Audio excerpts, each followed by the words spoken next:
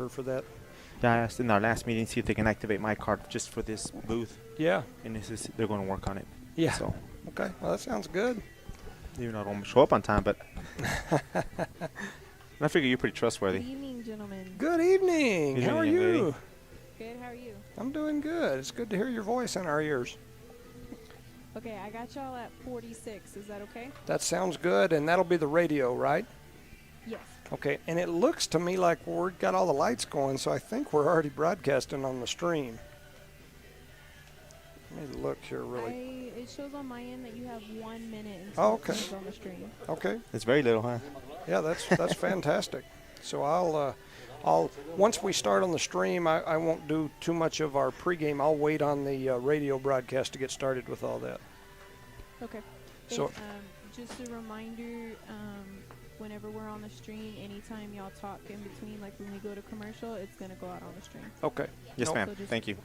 No problem. We, it's kind of entertaining because I've had a lot of the sponsors call me this week and say, we really enjoy listening to y'all's conversation in between commercials. Wow. That's good. So That's we- good. yeah, As we just long got to as be you careful don't what we say. Anything like profound or cussing or Yes, anything like that, yes. really do- Absolutely. She said profound or cussing. Yeah, because that wouldn't go good with my work either.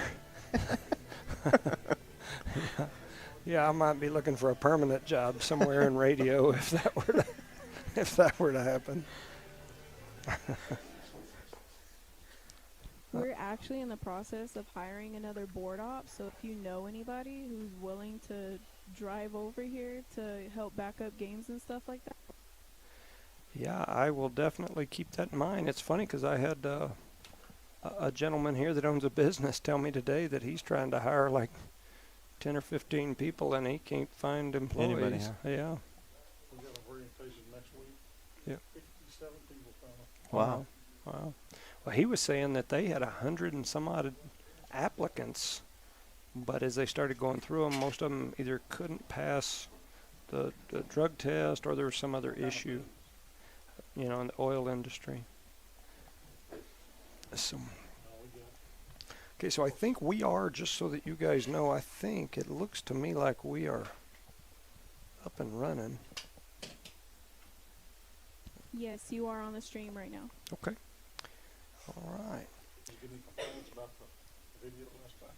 I did not. A couple I missed. I was watching it. They were still going. Now you better get like where you. I tried to zoom in a little bit more, I'm in on the girls. I'm That's going perfect. to shut the mics off for just a second, and then we'll plan on. I'll get back on here in about 2 or 3 minutes. That way, we're on in time to start the radio, and we can start all this together. Yeah, you have 2 minutes and 55 seconds until your intro. Okay. All right. Sounds great. I'll set my little timer on my phone and get us back on the Showtime, line here a in little just bit a of- second.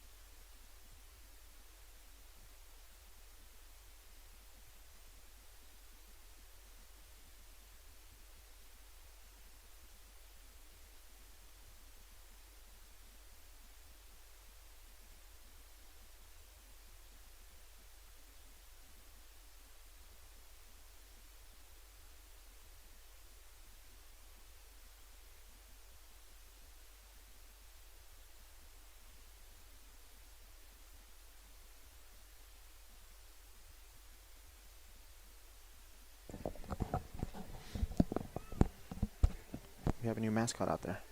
Yeah, I saw that. I'm hoping that they send that little dog out for The T? for the tea. I would be extremely happy That'd if be that cool. happened. Yeah. Isn't there a college team that does that? Yeah, there's a couple. I wonder if they have copyrights on that. I don't know. All they have is I don't know if they can. I want to say it's called rifle or something like that. Rifle. Yeah, I always say that, but no. Are they doing the homecoming festivities? That's at halftime, right? Correct, yes, sir. Okay. I just saw people lined up over there, and I thought, uh-oh. And I'll have to leave maybe 10 minutes before, if that's fine. Gotcha. They're selling blankets and stuff over Yeah, blankets for the youth. Yeah. A lot going on tonight. And like Joan said, as long as we can stay focused, man, we'll be all right. Yeah. Playing intro now. Okay.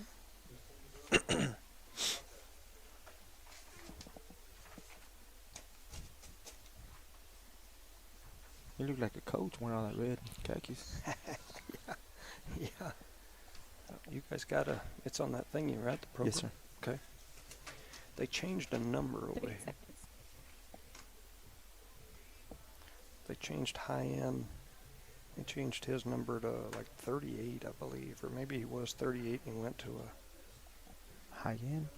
Mm-hmm.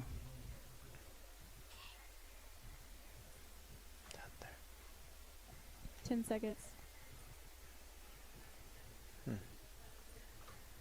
5, 3, 2, 1. Have a good game, guys. Thank you.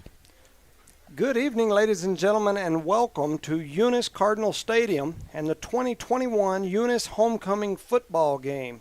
Tonight's Friday night football action will be between the multiple-time defending 2A state champion, number 1 Max Preps ranked and number 1 coaches poll ranked Eunice Cardinals, and the number 4 ranked and multiple-time state champions of their own Texico Wolverines.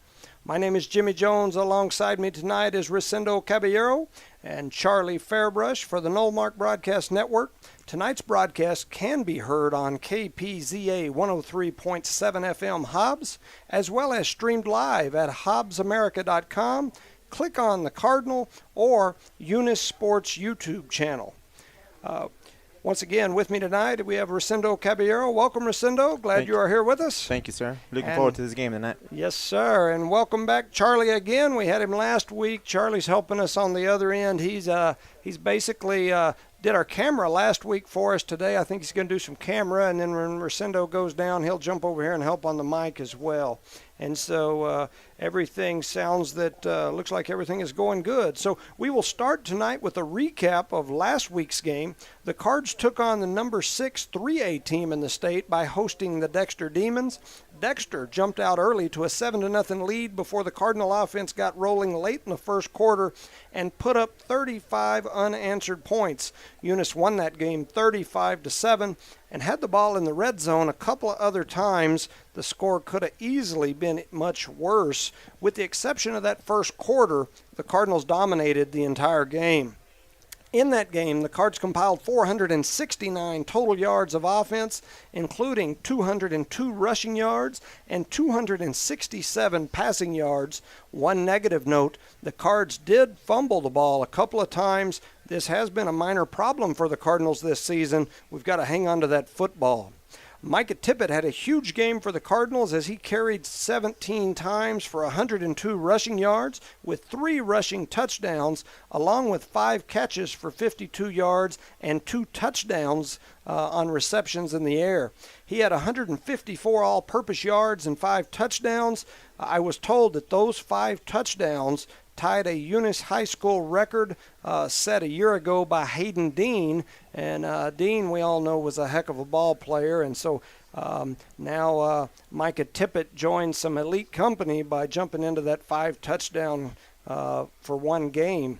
So Once again, Dean was a great player for the Cardinals, and Tippett will now be mentioned in that same category. Quarterback Conager Pierce continues to excel, as the senior was 16 of 26 through the air for 270 yards and 2 touchdowns. He also carried the ball 15 times for 94 yards on the ground. His QB rating now sets at 122. That's a dang good rating as a quarterback. Mm-hmm. Senior Jorge Ortega had another great game receiving, as he had 4 catches for 101 yards. Sean Stinson grabbed 4 catches for 50 yards, and Ashton Thompson had 2 catches for 47 yards. Gio Chacon had a catch for 20 yards after he run about 20 of those on the ground after the catch. So a good job there from him. On the offensive side of the ball, Our offensive line did a really good job. We were down 2 starters and plugged in a couple other young men that really stepped up. Jorge Ontiveros was out last week with a stress fracture in his right foot. The senior is that anchor on that offensive line and has been for a couple of years. He's been in a boot for the last couple of weeks. As far as what I heard, it is doubtful that he will play tonight, but we will see. I believe he's going to play. I talked to Coach earlier, and he said he's going to put him in and see how he George does. wanted to play, he said. Okay. Well, he hurt that foot. He came out and practiced Tuesday, and from what I was told by my household, he made it about 30 minutes in practice, started having pains in that foot, and went off and didn't practice much the rest of the week. But on another note, his dad passed away this week. Our thoughts and prayers are with the entire Ontiveros family. Yes, it's sir. never easy to lose a loved one, and our condolences are with him. So with that said, it'll be interesting to see. I know he's wanting to play. He's wanting to get out there and get involved.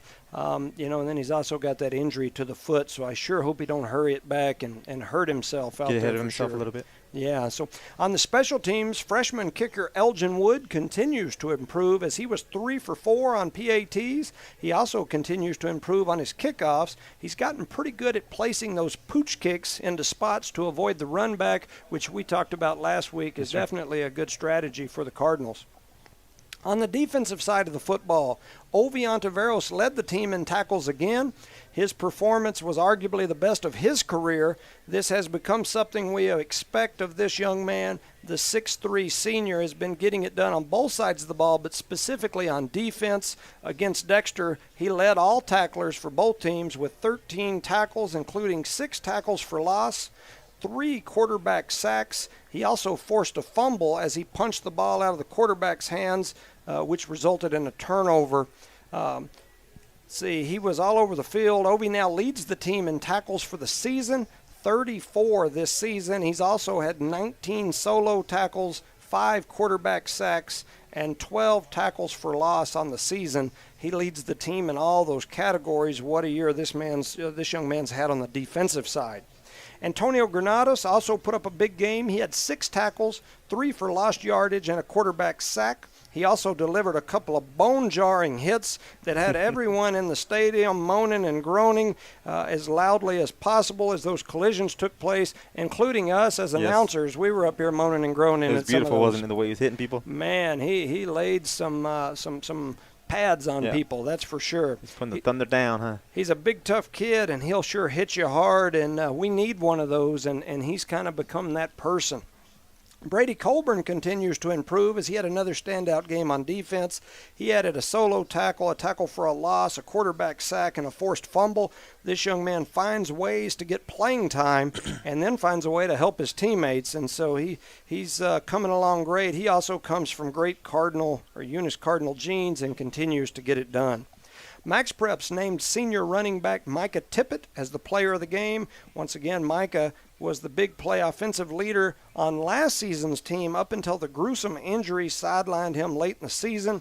After surgery, he's now made the comeback this season and has done a great job. I know he's had some soreness in that injured leg. It's caused him to, limp a little bit. You'll see him out there limping, but I tell you, he has done an outstanding job, and as we mentioned earlier, 5 touchdowns in a game is something that only 2 Eunice Cardinals have ever done in history, and that's some. Yeah, that's no joke. That's real football. That's some real football. amazing running backs and whatnot. And keep in mind, he's running against a 3A school that evening. Absolutely. Hopefully he can stay healthy and continue to lead this Cardinal offense. So the Cardinals improved last week to 3-1. Their only loss coming in the Week 1 stumble against Raton, who remains undefeated at 4-0 so far in 3A football. They're currently sitting at the number 3 spot in the 3A polls. This week's Max Prep polls now have the Cardinals ranked number 1.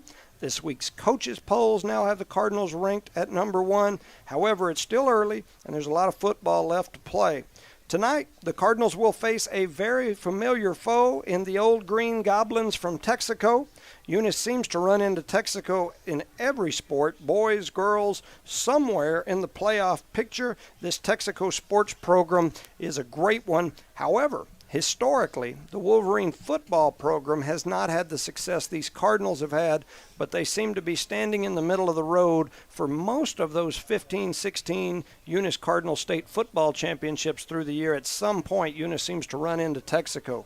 So we are set tonight for a great matchup between the Eunice Cardinals and the Texico Wolverines. We will take a break and come back with a quick look at the Texico Wolverines after a word from our sponsors. The Cardinals and the Wolverines are both getting ready to run out on the field.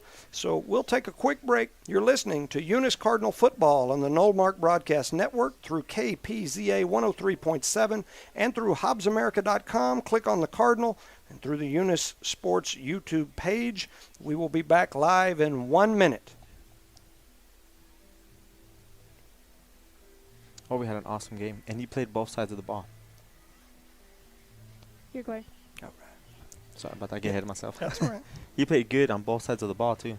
Had a good game playing, offensive line. He did well out there. How long were you needing, Jimmy? 1 minute. Okay. Sorry about that. That's Tatum's in the middle of a lightning delay right now. Uh-oh, no problem. That's okay.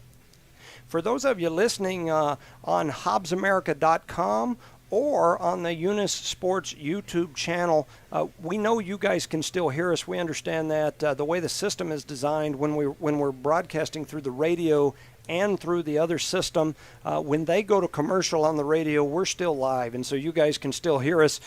Typically, we just go ahead and have some casual conversation. Right now, for those of you that are watching, okay, for those of you watching the stream, we've got the Cardinals running out with 13 U.S. flags in support of those lost service folks. 3, 2, 1, go. Welcome back, ladies and gentlemen, to Eunice Cardinal Stadium, where the number 1 ranked Eunice Cardinals are hosting the number 4 ranked Texico Wolverines. I'm Jimmy Jones alongside Rosendo Caballero and Charlie Fairbrush here in beautiful Eunice Cardinal Stadium, a stadium that was ranked one of the top 50 small-town football stadiums in the country and the number 1 small-town football stadium in New Mexico just last year through a national survey. This stadium is amazing and is something for the Eunice people to be proud of. Just to our south, you can also see the beautiful Cardinal baseball field, an amazing facility and home of the 18-time state champion Eunice Cardinal baseball team. Shout out to my buddy and fellow 1995 graduate, Coach Drew Reynolds. He coaches that baseball team, and he's a great fella. I like Yes, old he Drew. is.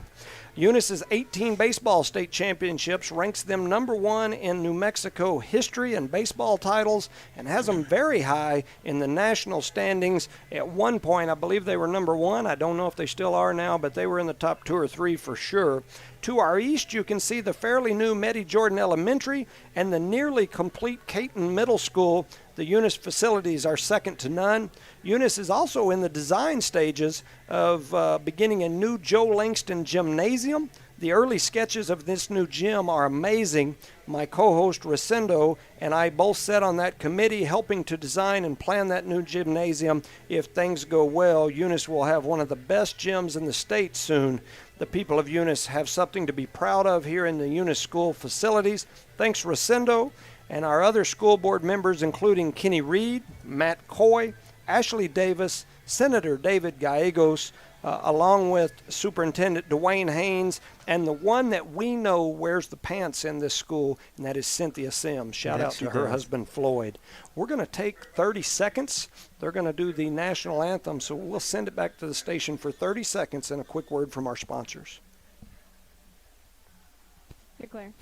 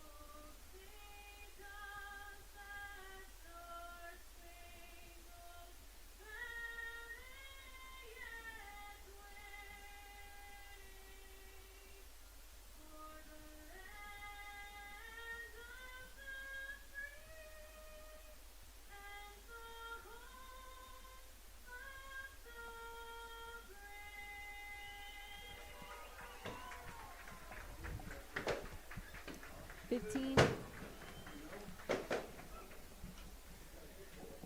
10. 5. 3, 2, 1, go. All right, welcome back, ladies and gentlemen, to beautiful Eunice, New Mexico. We just finished up with the national anthem, and we are getting ready to play. Once again, this is homecoming for the Eunice Cardinals.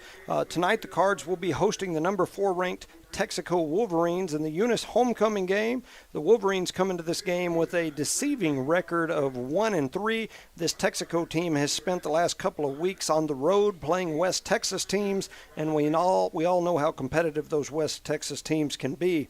They lost to Olton and Farwell, Texas in their last 2 outings. Texico beat Dexter by 20-plus points a few weeks ago, and then lost a nail-biter in the season opener to Jow, where they were up most of the game, and Jow came back and got them right at the end in a great game.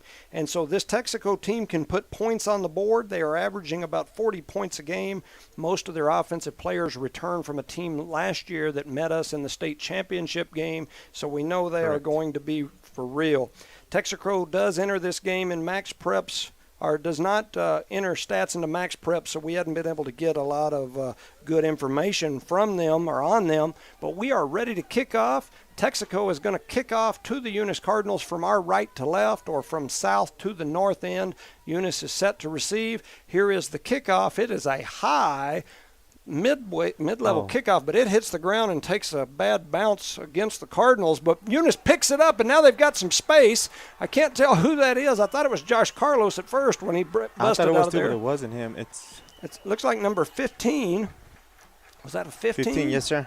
And I don't see a 15. That's Maddox Mata. Okay, so Maddox Mata. The reason I don't see a 15 is I'm looking at Texico's thingy.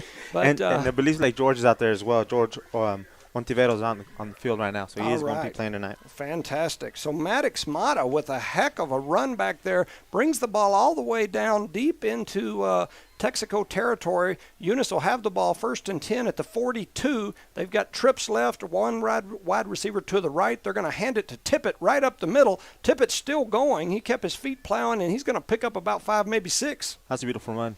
Yeah, good run there by Tippett. Fell forward like he should. That's a good job. That's a way to start. He definitely kept his feet moving and kept things going. So a great run by him. That's going to make it 2nd, and we'll call it 6. Looks like the ball's about the 37-yard line.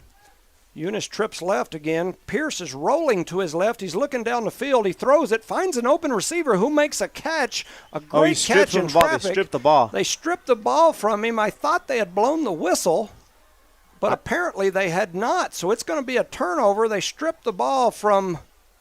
I can't tell if I have Ashton. That's going to be Ashton Thompson. So Thompson makes a great catch in traffic, but then Texico strips it away from him and runs it back another 10, 15 yards. So it's going to be all the way back out to about the 38-yard line. Sir. Texico will have the ball 1st and 10 at the 38-yard line. They must have seen something on film, because that's the first thing they went to on him. So right away they started going for that football. Yes, so Texico takes over. They've got one receiver out here wide to the left, one to the right. They're going to hand it straight up the middle. Eunice has got a ton of people there. It was Jerry Hawkins first when he hit to him. Jerry Hawkins gets there. Stood him up in 33, Brandon Trevino. Brandon Trevino, yeah. Stopped him. So a good job there by Brandon. It's going to make it 2nd. We'll call it 8. Ball spotted right at the 40-yard line. Eunice is on defense at this point. Texico is going to have 2 receivers out to the left, 1 receiver out to the right. They're going to run the option out here to the left. Ovi Ontiveros is there. He's got him wrapped up. He had him knocked down about 2 yards in the backfield. The young man was able to spin and fall back to almost the original start of this drive. So that's going to make it 3rd and 10. Keep in mind he knocked him down by himself too. So yeah, great open field tackle there by Ovi. So here it goes. It's going to be third. We'll call it 10. The ball spotted about the 39-yard line. Two receivers to the right, one out to the left. They fake the handoff. They're looking to pass. The quarterback's going to tuck it and run. He's got people all over him. Looks like George and Ovi got him. George Ortega comes up, hits him in the legs. Ovi jumps on his back, rides him to the ground. So that's going to make it fourth, and we'll call it 7. Yes. Ball spotted about the 41-yard line. That's a good job on the defense. They came out. They weren't ready to play defense that's fast, huh? Yeah, it looked like they got to the line of scrimmage a little quicker than we were anticipating and snapped it, and here they come. So looks to me like Texico's in their offensive formation. They've got that same formation, 2 receivers right, 1 left. Now they're going to step somebody back into the punt formation. Send somebody in motion. They are going to punt it. It's a wobbly punt straight to the left. I mean, shoot, that ball's in the bleachers straight over here in front of us. Almost hit a cheerleader in the head there. Yeah, I don't know how – I'm interested to see where the linesman spots it because look where he's at. He better keep walking. Yeah, because he got all the way to the 39 at least. Let's see where he goes. I'll keep going. I'll take it. Yeah, he's up to almost midfield. It's going to be – they're going to spot it right at the 49-yard line. So Eunice will have the ball 1st and 10 at their own 49-yard line. Let's go, boys. Take care of that ball now. Pierce back in as quarterback. He's got 3 receivers to the left, 2 to the right. There's nobody in the backfield but Pierce, who's in the shotgun. He takes the snap. He's looking down the field to pass. Now he rolls to his left, fires the ball down the field to George Ortega. That's going to be a pickup of just about 5. The ball looks like it's going to be spotted right at the 45-yard line, so they're going to pick up 6. Yes. And Connigan needs to take a little bit off that ball. He's throwing it too hard. He put that touchback on it, son. Yeah, that was a fire rocket right there. 3 receivers right, 1 to the left. Eunice wasting no time. Tippett in the backfield beside Pierce. They're going to hand it to Tippett straight up the middle. Tippett's going to fall forward for about 2. They're all the way down to, we'll call it the 43-yard line. That's going to make it 3rd and a long 1, maybe 2 yards. Yes, sir, about 2 yards. That's hard running for Tippett right now. Absolutely. He did that all last game, too. 2 receivers right, 2 to the left. Pierce and Tippett in the backfield in the shotgun. They're looking down the field. In fact, they're looking long. Pierce is scrambling to his right now. He's going to throw the ball down the field, and he throws an interception. It deflected off of Ortega and into a Texico Wolverine hand. He tried to throw that ball sidearm across his body and fired that rocket in there again, and it went off Ortega's hands and right to Texico. On something like that, it's hard to blame the receiver because that ball's coming too fast in that shorter distance, and he's going to ricochet off him, and somebody is going to catch it. That's 2 turnovers, Coach, in the first quarter. Yeah, and both off of pass plays. Yes, sir. You know, it definitely not a good deal for the Cardinals. So Texico's going to take over 1st and 10 again, right here with good field position. They're at the 44-yard line. While we've got a minute, we'd like to thank our sponsors: Devon Energy, Eunice Pump and Supply, Eunice Health Clinic, Eunice Public Schools, Cardinal Hardware, City of Eunice, Zia Auto Shop, Redbird Gas. Texaco comes to the line of scrimmage. They've got 1 wide to the right, 1 wide to the left. Shotgun quarterback. They're going to snap it straight up the middle. He's running. He's still going. He picks up about what looks like 9 yards to me. That was a good run up the middle. Behalf, yeah. And on our defensive line, it looked like they seen something. They kind of jumped it, but they're all blocked. That's why you got a big opening in the back. Yeah, and that looked like it was a direct snap to the running back, not to the quarterback. Yes. I think they snapped it to the running back that was up on the side, and then he took off. It threw the Cardinals off. So that's going to make it 2nd, and we'll call it 1.5. Ball spotted about the 48-yard line. Receiver to the right, 1 to the left. 3 people in the backfield with the quarterback. He fakes the handoff, takes it across the right side, and he's got a lot of space. And number 20, Gio Chacon comes up and knocks his feet out from under him, but not before he picks up a 1st down. Yeah, the defense looked confused on that one. Yeah, so that's going to make it 1st and 10. Texico all the way down to the 34-yard line. And Texico's running in that fast offense right now like what we usually run. They are, and this game taking the shape of what last year's bowl championship took. Texaco kind of stuck it down our throat for the first quarter there. 2 receivers right, 1 to the left. Ball snapped back to the quarterback. He's rolling right, looks down the field. He overthrows his receiver. That was not a good-looking pass at all. It looked like it came off the side of his hand. And that was our best defense because that kid was wide open. Yeah, they could have gotten a couple of more yards on that pass, but had an open receiver there, completely overthrew him. But anyway, so that's going to make it 2nd and 10. Ball still spotted about we'll call it the 34, maybe the 34.5. Come on, boys. You got to play that defense. Let's go now. Texico walking up to the line of scrimmage. They've slowed it down here, this play a little bit. They've been running pretty fast. Yes. 2 receivers left, 1 to the right.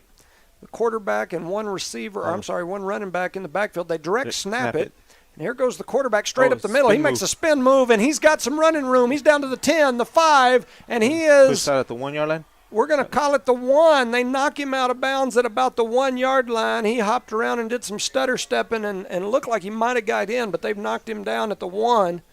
The kid is fast. Man, he cut up straight through the middle, hit some folks, spun, and then kept on going, and off to the races he went. So Texico is now knocking on the door. It's going to be 1st and goal. We're going to call it the 2 now. Yes. Looks like they've spotted it at the 2 on the left hash.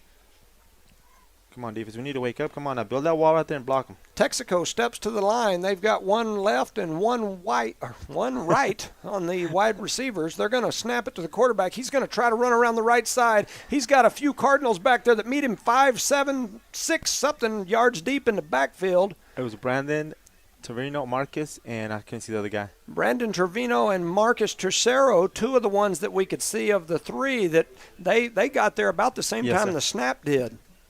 So great defense there by the Cardinals. That knocks them all the way back, and, man, they gave him a heck of a spot. The ball spotted at about the 5 yard line. There we go again, huh? I Deja thought vu, they huh? were back about the 10. Yes. But anyway, so here we are. We're set again, 1 to the left, 1 to the right. They fake it. They're looking to pass. They've got an open receiver, and it's a touchdown, Texico. Texico gets on the board first. It's now 6-0 with 6:35 remaining in the first quarter. Texico strikes first. Man, that tight end came out of nowhere and went in and scored on us. Come on, guys. Eunice has to play a defense on that. Yeah, definitely not a good series there for the Cardinals. Looks like Texico is going to line up for the point after touchdown. Looks like they're going to try to kick it. So they are lined up and ready, just waiting on the whistle so that they can start here. It's not. Wow. That kick is up. It's one of those toe punch kicks, but it don't matter. It's straight good. through the middle, and that makes it 7-0 in favor of Texico. You're listening to Eunice Cardinal Football on the Knollmark Broadcast Network, KPZA 103.7, and HobbsAmerica.com. Click on the Cardinal as well as the Eunice Sports YouTube channel. We're going to send it back to the station for 30 seconds and a word from our sponsors. Them boys look nervous out there. Get the head again. You haven't seen that quarterback. It's dumb.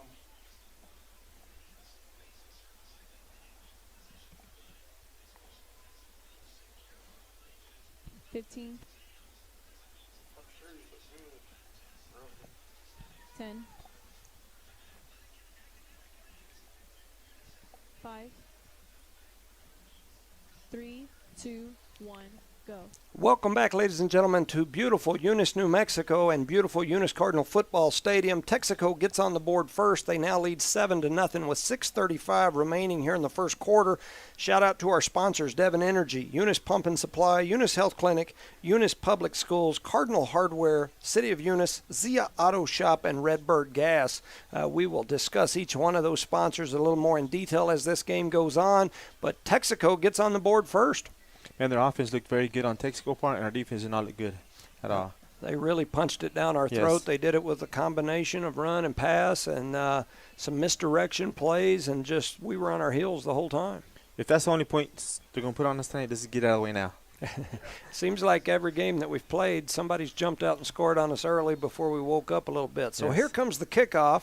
He kicks it similar to the way he did last time. This time it's fielded in the air. So at the 20, the 30, the 35, out to the 40. They're going to knock him down by a host of Wolverines right there about the 40-yard line. Looks like that is number 15. That's Mata Yes. again. So Mata getting some playing time here on the kick return, doing a really good job. He's got the ball all the way out, so looks like they're going to spot it at the 41-yard line. And I bet you, Coach, the first thing he told the receivers and the running backs, take care of the ball, 2 hands, and take care of that ball. So Eunice gets set 1st and 10. They've got 3 receivers out here to the right, 1 over to the left. Tippett and Pierce in the backfield. Pierce in the shotgun. They snap it, hand it to Tippett right up the gone. middle. He's got some space. The Tippett from a year ago would have been Ooh. gone, but this one gets caught, but not before a great run by Tippett all the way down to about the 33-yard line. That's going to make it 1st and 10 Cardinals. That's a beautiful run by him, huh? Yeah. And like you said, if he had his feet from last year, he would have been gone. Yeah, he just hasn't quite got that burst speed that he had last year. So 1st and 10, they're at the 33-yard line. 3 receivers right, 1 out to the left. Tippett and Pierce, they're going to hand it to Tippett again right up the middle. He's going to plow forward for about 4, maybe 5. That's going to make it 2nd down, and we'll call it 5. Looks like they spotted it at the 28. That's a good run. Right up the middle, that's that power football that we played last week. The Cardinals are ready to go again. 3 receivers right, 1 to the left. Same formation. Pierce rolling to his right. He's looking down the field. He throws a bullet that hits the receiver right in the hands. That's Stinson. The ball goes through his hands, hits his pads, then bounces about 10 foot out of bounds. And so you know how hard he's firing it. Yeah, he's throwing it with the purpose. Yeah, and that's, that very first game or two he was doing that, and when he took a little off, his receivers seemed to receive a lot better. So 3rd and 5, 3 receivers right, 2 to the left, Pierce in the backfield by himself. They tried that offsides play that they draw people off sides. They stay in the same formation, take the signal from the side. Here goes the snap. Pierce is going to run straight up the middle. He's still plugging along. He's going to pick up about 4. They needed 5 for the first down. I think he's going to be about a half yard, maybe a full yard short. I mean, it's kind of dangerous to be running the quarterback so early in the game. They tuck it, and he runs right up the middle. They're going to signal him a first down, so that's going to be a first down for the Cardinals. Good job, Cardinals. Yeah, he plugged that one in there and drove and was able to fight for those last few inches and get it. So Eunice, 1st and 10, ball spotted at about we'll call it the 23-yard line. 2 receivers right, 2 to the left. Pierce and Tippett in the backfield. Here's the snap. They're going to hand it to Tippett. Tippett pops it through the middle, then breaks out to the right. He's got some space out here. He gets all the way down to what looks like about the 15-yard line. He made something out of nothing there. He popped out of that corner, and he made that corner and ran for his life. He started right up the middle, and Texico plugged that hole, and then he popped it out to the right side and ran it all the way out here to the sideline, picked up about, we'll call it 7 yards. That's going to make it 2nd and a long 3. Ball spotted about the 16-yard line. 2 receivers right, 2 to the left. Pierce rolling to his left side. He's going to stop, cut back. Now he's going back out again, heading toward the sidelines. He's got the ball like a loaf of bread, but he's going to tuck it and pick up enough for the first down, and he's all the way inside the 10. We'll call it the 9-yard line, so it's going to be 1st and goal Cardinals with 4:43 remaining here in the quarter. Eunice trails 7-0. That scares me to death when you runs that ball like that. Such a close game like this, swinging it everywhere. He definitely likes to stick it out there and wave it around as he's running. Trips right, 1 to the left. Pierce and Tippett in the backfield. Here comes motion coming across the formation. So now we've got 4 receivers to the right. We're going to hand it to Tippett straight up the gut, and he's going to walk into the end zone. He got touched in the backfield. He pulled through the arm tackle and just walked into the end zone. Touchdown Cardinals. 4:25 remaining in the first quarter. Eunice now pulls back within 1. It is 6-7. Tippett's running out there because he didn't play last year in the game against Texico. So he's trying out to prove him a point. Yeah, he definitely had a good run right there. Eunice gets set. Elgin Woods is the kicker. He's back to try to kick this point after touchdown. The kick is up. It is a line drive, but it looks like it goes through, and it is. So that's going to make it 7-7. Eunice ties the game here. 4:25 remaining in the first quarter, 7-7. We'll send it back to the station for 30 seconds for a word from our sponsors.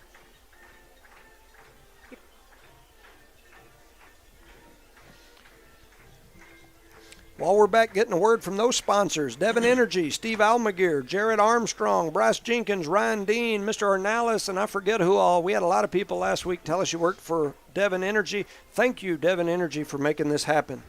Eunice Pump and Supply, Becky Nogelmeyer, Brandon Matthews, and crew, thank you for all you do.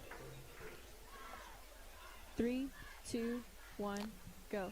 Welcome back, ladies and gentlemen, to a beautiful night of Friday night football here as Eunice is hosting Texico. This is the number 1 team in the state in the rankings and the coaches poll, facing the number 4 team in the state in the rankings and the coaches poll. So 1 versus 4. It's a rewind game of what took place last year in the state championship or state COVID bowl, and Eunice has tied this game up, getting ready to kick off. Yeah, and Texico's not playing like a number 4 ranked team. They're playing good out there right now. Man, they look real good. And, number 4 is a formidable ranking, and I think sometimes we forget that because we get so used to being number 1. There's a pooch kick, get the ball, and the boys. Cardinals are there. The ball boss gets bounced out to the side. Eunice picks it up and advances it.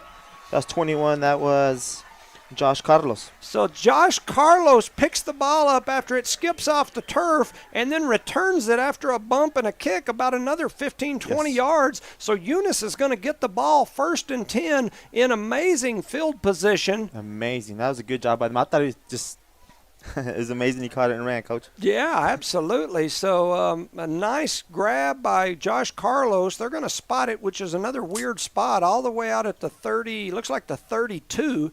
I thought he was down inside the 25. But anyway, so 1st and 10, I'll take it. I don't want to complain about getting the ball right after a score that far down there. So 1st and 10, Eunice. They've got what looks like 4 receivers out to the right, 1 to the left, nobody in the backfield except Pierce, who's in the shotgun. 4:20 remaining in the first quarter, 7-7.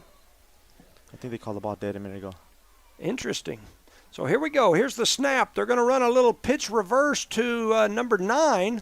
Got a laundry There's on the field. a flag on the play. I'm assuming that's usually where holding takes place. Yep. It's going to be holding against the Cardinals. So they'll back Eunice up with 4:13 and a tie ball game 7-7. Eunice on the first down after the pooch kick turns into something like an onside kick with a return from us. I'm going to state the obvious. The offensive line looked confused a minute ago. Yeah. So I think that's what happened there. Because when the play at the end of there, we got up, looked at each other like, what's going on? Well, and you've got, it looks to me like the original offensive line is back out there. The last couple of weeks we've had some different Yes. folks plugged in. So Eunice has now got it 1st and 20. Ball's all the way back to about the 42-yard line. 3 receivers right, 2 to the left. Pierce in the backfield. Here's the snap. Pierce is looking right. He's going to throw it down the field. That ball looked like it might have skipped off the turf. Yeah, they're going to call it an incomplete pass. It did skip a little bit on the field. I thought it skipped. However, I don't know how that guy could call it because he's behind the Yes. receiver, and I'm setting up in the booth. I thought it skipped. That guy, there ain't no way he saw that, but he said it skipped too, so maybe he's got x-ray vision. So 2nd and 20, ball spotted at the 42. 2 receivers left, 2 to the right. They're going to hand it to Tippett. He's got a little blocker out in front of him. He breaks it out, tries to pop it out to that right side again. He's going to battle down and pick up a real tough, probably 3 yards. Real tough 3 yards. On a 2nd and 20, those 3 don't help a whole lot. So now it's going to be 3rd and we'll call it 17. He'll set up for a good pass play right here. 3:20 and ticking. 3 receivers to the left for the Cardinals, 2 to the right. Nobody in the backfield but Pierce. Oh. He's rolling. He's looking deep down the field. He throws the ball. He's got a man open, and the ball hits him right in the hands and then bounces out. That was George, too. George Ortega, the normally sure-handed receiver, that ball, George kind of jumped as the ball got there. The ball went through his hands and hit him like right in the belly and then bounced to the turf. So He needed that catch, too. man, and with that catch, he would have had nothing but touchdown between him and in the end there. I mean, he was gone. Yes. So that makes it 4th down after a great little pooch kick. Eunice kind of stalling out here. We'll see if they can get this first down. 4th, and we'll call it 16-17. We're going for it, Coach. 3 receivers left, 2 to the right. Pierce takes the snap. He's looking left all the way. He's looking down the field. He starts to roll left. He throws it deep. He's got a man down there, but the guy turned around and stumbled around a minute. And that ball is overthrown. And he was slow to get up, too. That receiver was Ashton. Looks like Ashton Thompson. Ashton was behind him, but he kind of twisted and got himself backpedaling for it, and then by the time he got turned back the right direction, the ball was overthrown. Yeah. So that's going to be a turnover on downs after, a great pooch kick for the Cardinals. We give up some awesome field Yes. position. And on that last play, hindsight's 20/20, but number 20 was wide open. We knew it was the first time, but he went for the touchdown. So 1st and 10, Texico, ball spotted at the 38-yard line. Texaco's got the ball in the left hash, the hash closest to the Cardinal sideline. I know one of the things Ovi had mentioned during some scouting of them, it seemed like they almost always, when they ran the ball, ran it to the wide side of the field. So we'll see if that holds true right here. Defense is set up, 3 minutes remaining in the quarter. They run a little counter back to the left side of the field, and here's the quarterback. He's got a lot of space. He's still running. He's down to the 40, the 35. Looked like they knocked him down about the 36-yard line. He had a huge pickup. He's not doing nothing special. The only thing is his line and his receivers are blocking for him. Very good right now. Ovi chased him down from that backside Yes. defensive end and made that tackle. So another tackle by him. But one thing that I'll point out is, Ovi said most of their runs went to the wide side of the field. And they came That to the one was short a little counter back to the short side of the field right after I said that. So, what's the egg on your face or whatever? I guess I got a little on there. So 1st and 10, ball spotted at the 36-yard line. 2 receivers to the right, 1 to the left for Texico. They shift. Direct snap to the. Yep, they direct snapped it. And Good job. Jerry Hawkins flies in there and slams him, yeah. and then Jonathan Caballero jumps on, gets a piggyback ride down to the ground for a 5-yard loss. We'll call it a 4-yard loss for Texico. Great tag team there by Hawkins and Caballero. Jerry went up like a hawk, didn't he? Man, he flew in there like a Just hawk. Jumped on his back and threw him down. That's I a good told job. his daddy that he was cleaning up crime in Eunice, and his son was out here cleaning up the field with stuff like that right there. So 2nd, and we'll call it a long 14. Texico comes to the line of scrimmage. They've got 2 receivers out to the right, 1 to the left, 2 people in the backfield. They snap it to the quarterback. He fakes it. He's looking across the middle. He's got a man, and he throws a Overthrew him. pass that I would call a duck that just kept on sailing and flocking. If the Duck Dynasty guys would have been here, You would've the shot 'em. shotguns would have been out. So that's going to make it 3rd, and we'll call it 15. 1:31 remain here in the quarter. Still a tie game. Man, we gotta capitalize on those opportunities, man. Yeah, he's thrown a couple of those passes like that I'm not personally knocking the kid. The pass just floated. That's what you call those, as a duck, and it floated out of his hands, and we just didn't have anybody there to grab it and go the other Yeah. direction. So 3rd and 14 and a half, trips to the left. They're going to run this little wide receiver screen, and he drops it. He's in He 2-4 had coming Jonathan Caballero coming up to fixing to deliver a blow, and he said, I don't think I want it. And so he didn't want that smoke at that point, and so the ball falls to the turf. That's going to make it 4th and a long 14, maybe 15. And it looks to me like they're going to go for it, which I would think that they would, but who knows? Yeah. We're just announcers, not coaches, right? Yeah, absolutely. The ball's spotted right at the 40-yard line. They're in that formation that they backed up and punted in a while ago. And they're going to go for it. They're rolling to the right. They're going to throw this throwback. They've got a man open. Oh, you got him. And I think they brought him down about a yard short, maybe 2 yards short of the first down marker. So that was a great play. No, Jonathan got him over there. Jonathan and Brandon. Caballero comes in and saves what looked like it was going to be a first down on that 4th down and long. So that'll be a turnover on downs. Eunice will take over here, 1st and 10. Ball spotted right at the 30-yard line. And Eunice needs to get something going here. Other than that drive that put 7 on the board, the other 3 drives that they've had have been 2 turnovers and a turnover on downs. And so they've really got to get something going here. Eunice needs to step it up here, man. 1st and 10. Ball spotted at the 30. Trips to the left, 1 to the right. They're going to run that quarterback sneak right up the middle, and he got blasted. That linebacker, I think that's 22 from Texico, comes through. That's Braden Bender, not to be confused with the Penders here in Eunice, but Bender comes up and just slammed him. So that's going to make it 2nd and 10. He got back to the line of scrimmage according to the spot, which is a good thing. I'm not sure he made it that far. I don't think he did. And that's the first time he runs the ball tonight, too. 2 receivers to the left, 2 to the right. He drops back. He's looking down the field. He's got a lot of time. He chunks it long into double coverage, and we've got an interception again.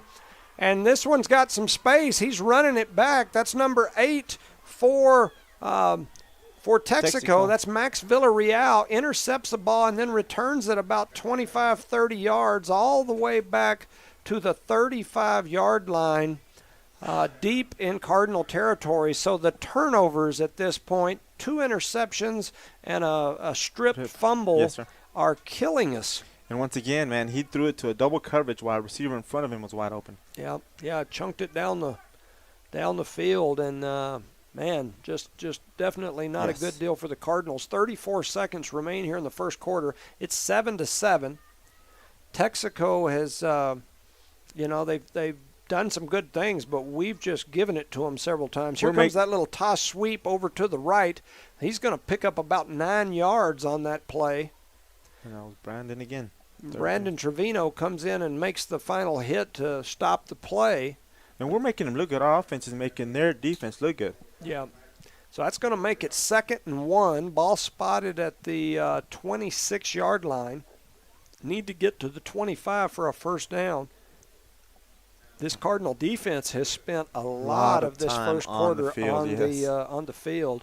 It's going to tick down to 0, and so that's going to end the first quarter. At the end of the first quarter, it's a 7-7 tie. Eunice 7, Texico 7. We will send it back to the station for 1 minute and a word from our sponsors.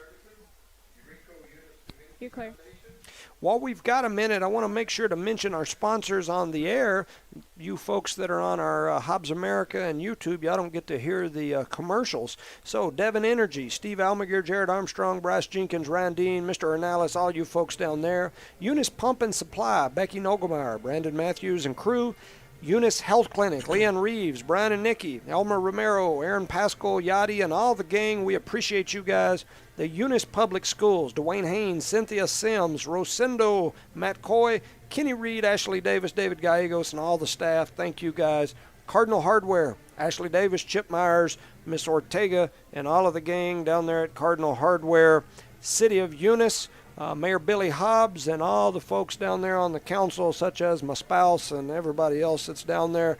Zia Otto, the Whitmire family, Redbird Gas, Bart Parker. I noticed he's out here for the homecoming and his class reunion. Oh, class of 70? 70 or 71 he was with. That's a good year. This is exactly why I don't typically go back for a minute. Oh, because I thought we were back on live. We'll catch him up. Then he rolls out there. Huh? Get him. Who was that? 72. Antonio Granado.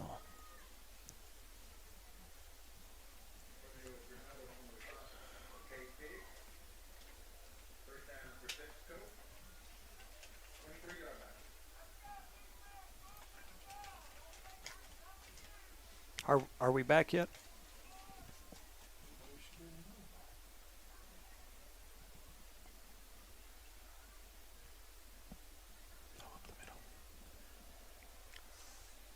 For those of you listening on the Hobbs America broadcast, we are not back online on the radio yet, so Texico has ran 2 plays. Looks like they've picked up about 8 yards. Yeah, and Antonio's tackled them both times. And that should be 3rd down. The play marker indicates 2nd. Or did they pick up a first down on that? No, last they did play? not pick up first down. So they're showing 2nd and 1. I know they've ran 2 plays since we came back. Are we back yet on the radio?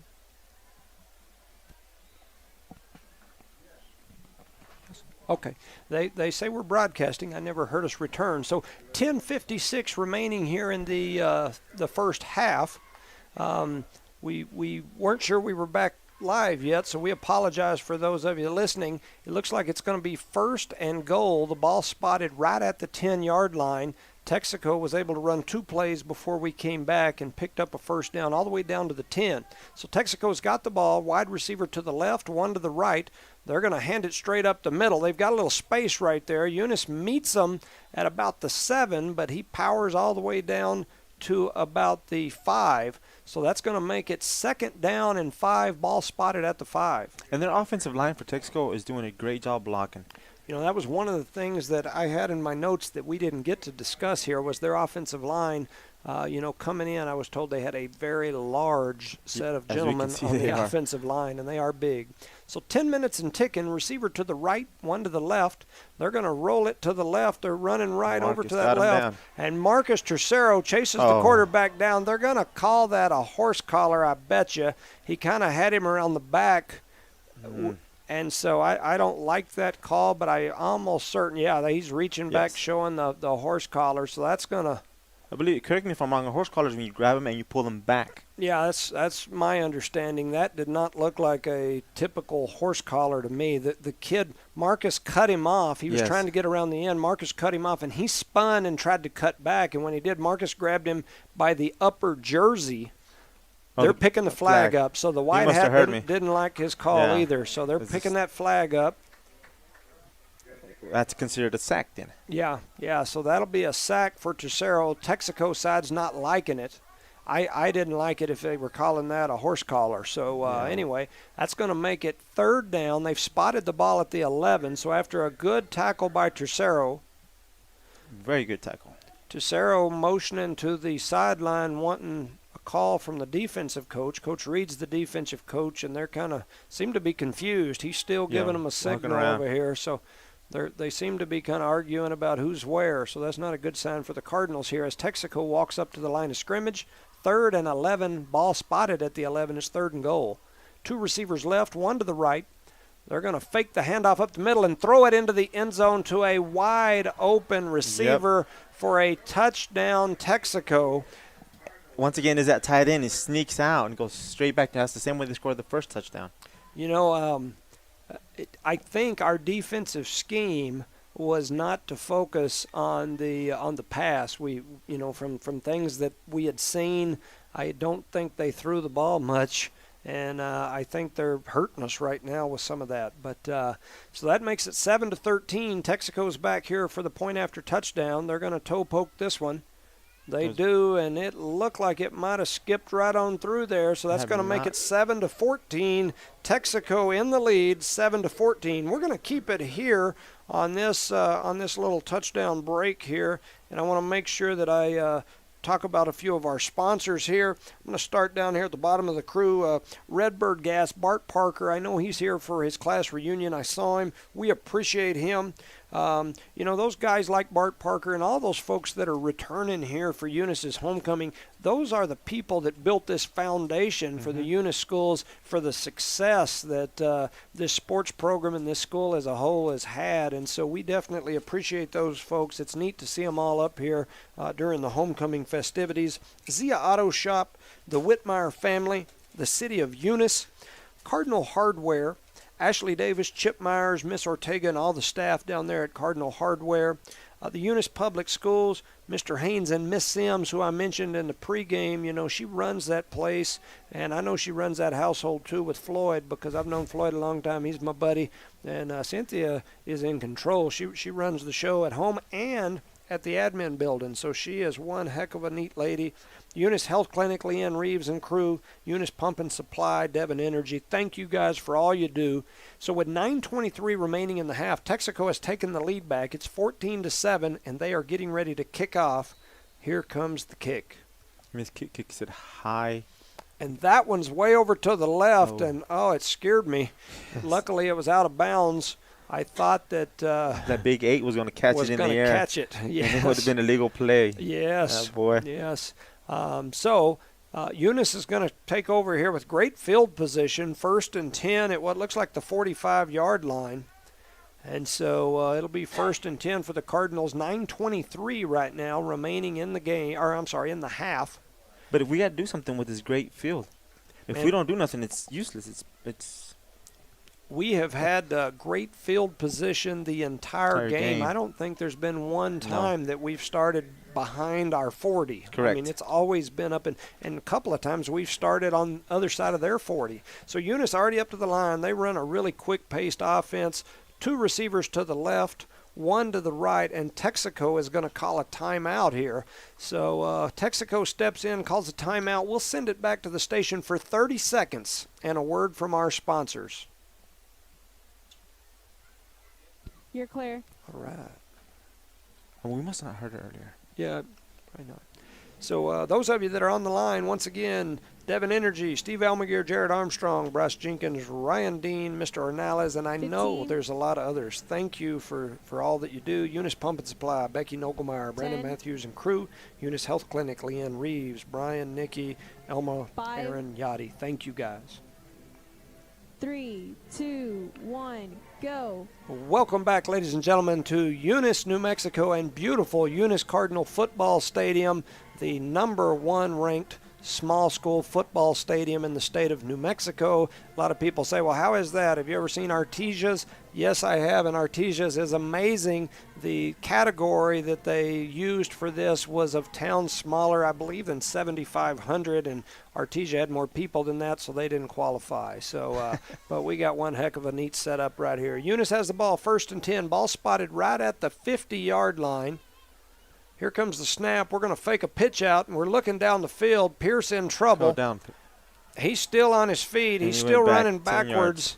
And, man, we're all the way back down to the 35-yard line. So Pierce takes a 5, 10, 15-yard loss right there on a sack. They had him for about a 7, 8, 9-yard loss, and then he fought away from them backwards. We found good things out of that, but this time we didn't. Yeah, so that's going to make it 2nd and a long ways. 2 receivers to the right, 1 to the left. We're going to hand it straight up the middle, and that looked like a face mask. I from up here, I could have swore I saw a face mask, but there's no call. So 8:39 and ticking. That's going to make it 3rd down and a long ways. Texico doing a really good job of plugging the middle. They've really stopped us on our middle runs here. 3 receivers to the right, 1 to the left. Pierce and Tippett in the backfield. This game's getting interesting, isn't it? Yeah, 38-yard line is where the line of scrimmage was. We're looking down the field. We throw it. We've got an open receiver. He catches it and picks up about 20 yards all the way down to, looks like the 46-yard line. That's going to make it 4th down, I think. Yes, sir. And about 6. I would go for it. So Eunice picks up some good yardage there, but, you know, they were a long ways from the 1st down marker. 7:58 and ticking. 3 receivers to the right, 3 receivers to the left, 2 to the right. 4th down, and we'll call it a long 6. Pierce in the backfield. He's looking down the field. He throws it across the middle. Good catch there.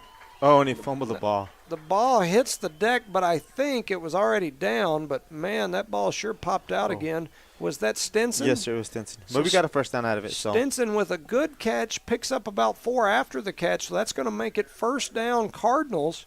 Got to hang on to that football. That kind of scared me again there. So the ball spotted about the 33-yard line. 1st and 10, trips left. 2 receivers right. We're running that exact same play. We throw it out here to Thompson on the left. Thompson has a little space. Ooh. And it looks like he's going to pick up about 5, maybe 6. Yes, sir. He came bad on it. Oh, we got a hurt player. For Eunice. Oh, over there. Okay, I see.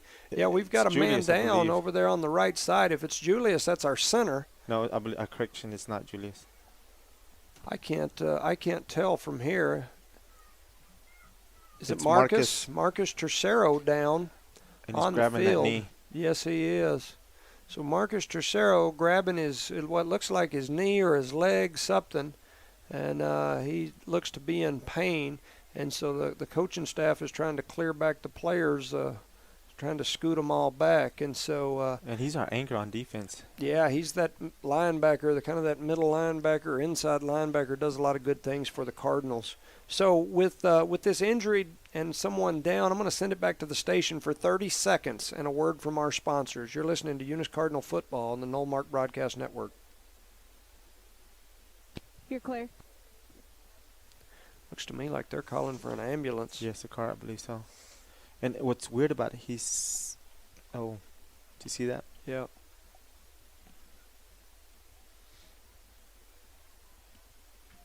Come on, guys. 10. 5. 3, 2, 1, go. Welcome back, ladies and gentlemen, to Eunice Cardinal Stadium, where a Eunice Cardinal was injured on that last play, and it looks like it might be a serious injury. We've had a couple of players come off pounding on the ground, and it just doesn't look good. They're sending an ambulance crew out there onto the field. The coaches, as soon as they got out to the player, they went to waving immediately for the staff, for the EMS staff, and so the EMS staff is headed out to the field. We're gonna send it back to the station. We're gonna do 1 minute this time. Let's send it back to the station for 1 minute and a word from our sponsors during this injury timeout. You're clear. He's a tough young man, but he has not moved since he went down. Yeah. He has moved everything else but that specific part of his body. And he's a senior, coach. Mm-hmm.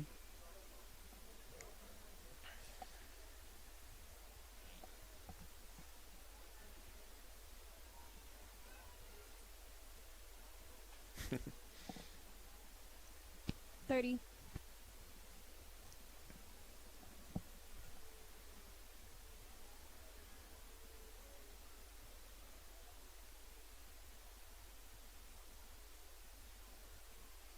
$15. 10. 5. 3. Welcome back, ladies and gentlemen, to Eunice, New Mexico, where the Eunice Cardinals are hosting the Texico Wolverines here in a battle of top 5 2A football teams. It's a 7-14 game. Texico is leading 14-7 with 7 minutes and 18 seconds remaining here in the half. Eunice, after that last play, had a player that went down. That's Marcus Tercero. He went down, seemed to be reaching for his knee or his leg. Almost immediately, the players that come to his side started frantically waving for the sidelines. The coaching staff ran out there, and as quickly as the coaching staff got there, they turned and started waving for the medical staff that sets up over here in the corner. And so we've probably been in a holding pattern now for at least a good 5 minutes.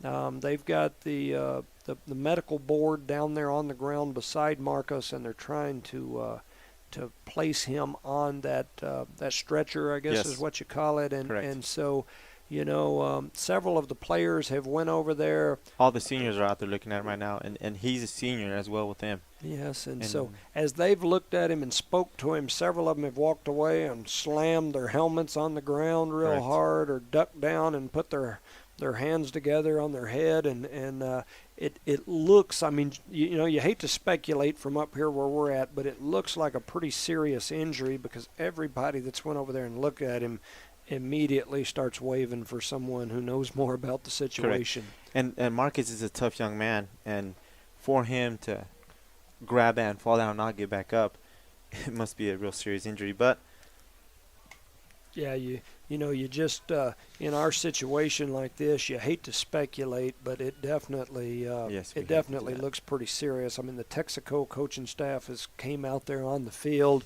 They've been putting their arm around some of the players and coaches.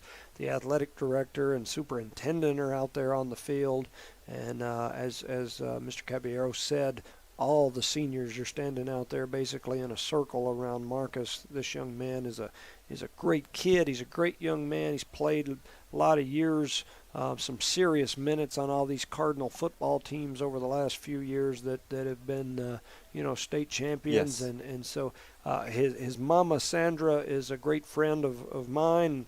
At one time was my assistant basketball coach here in the Eunice school system. She works at the admin office now, and just a great lady, a great friend of ours. And so we hate to see any type of injury anytime. Yes, to anybody. But, we hate that Marcus is out there. Our thoughts and prayers are with him and his family. At this point, it looks like they've motioned over to the ambulance. They've got a little mobile ambulance that they use for a lot of these games here in Eunice. Eunice, as we've mentioned earlier, has got some really high-tech, neat equipment. Yeah, and we're real fortunate for that. They've got that little ATV-looking ambulance that they rode out there onto the field right beside him, and then they started calling back on the radio over to the ambulance, and now they're, Working running stuff out there. running more stuff from the ambulance out there. So, just the way they're acting, it makes me wonder if it's not like a dislocation or a fracture, a severe fracture, something you can see, because everybody that walks out there to him, instantly you can just from here, you can Yes. tell their reaction. Coach Frazier, who was the longtime principal here at the schools, walked over here to the side. He's now got Mama and they're heading out there. So, for us to just sit here and speculate, I mean, that's about all we can do at this point. But we're going to send it back to the station to get a word from our sponsors. I'm going to send it back this time. Let's do 2 minutes, and we'll send it back to the station for 2 minutes and a word from our sponsor. Here, Claire.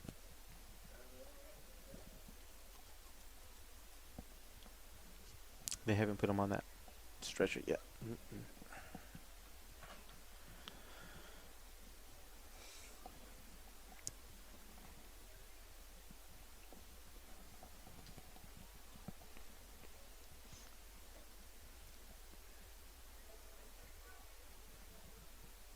But that's nice how the seniors are out there kind of shielding him and giving him that mental support he needs.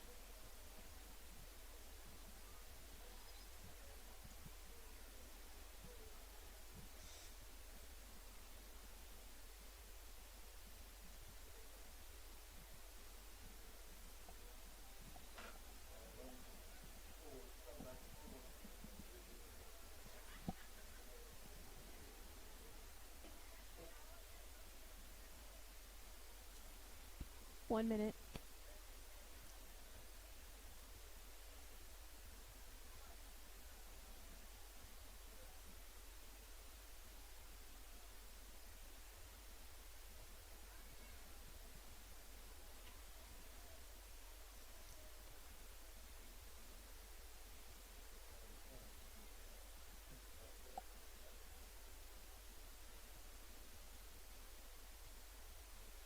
Thirty seconds.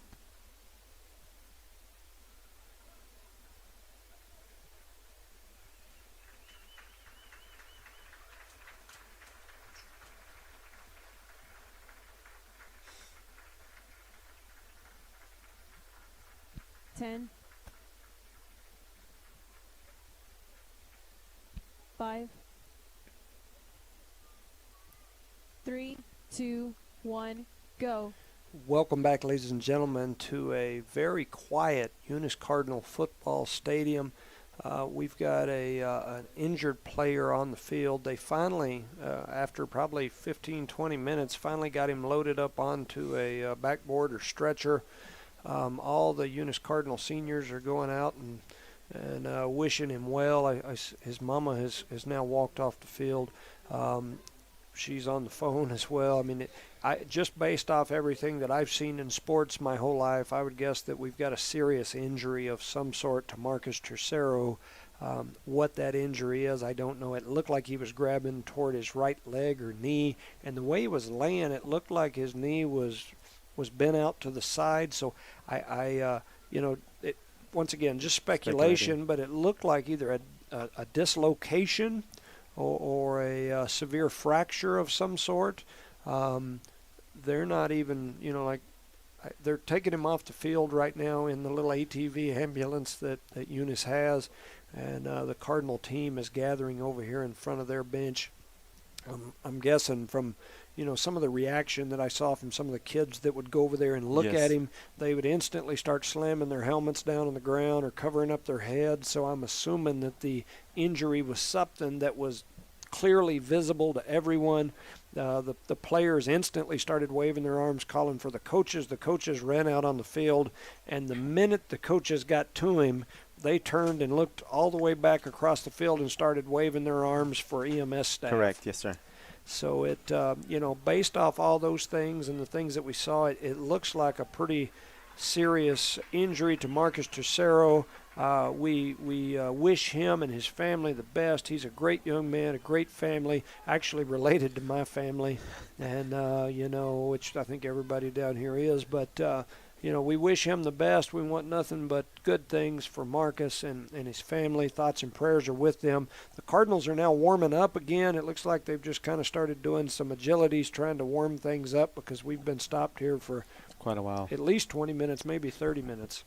And on something like that, it's hard for the team that got hurt to refocus, to go out there. And Coach probably went out there and told them, hey, guys, this is what we have to do.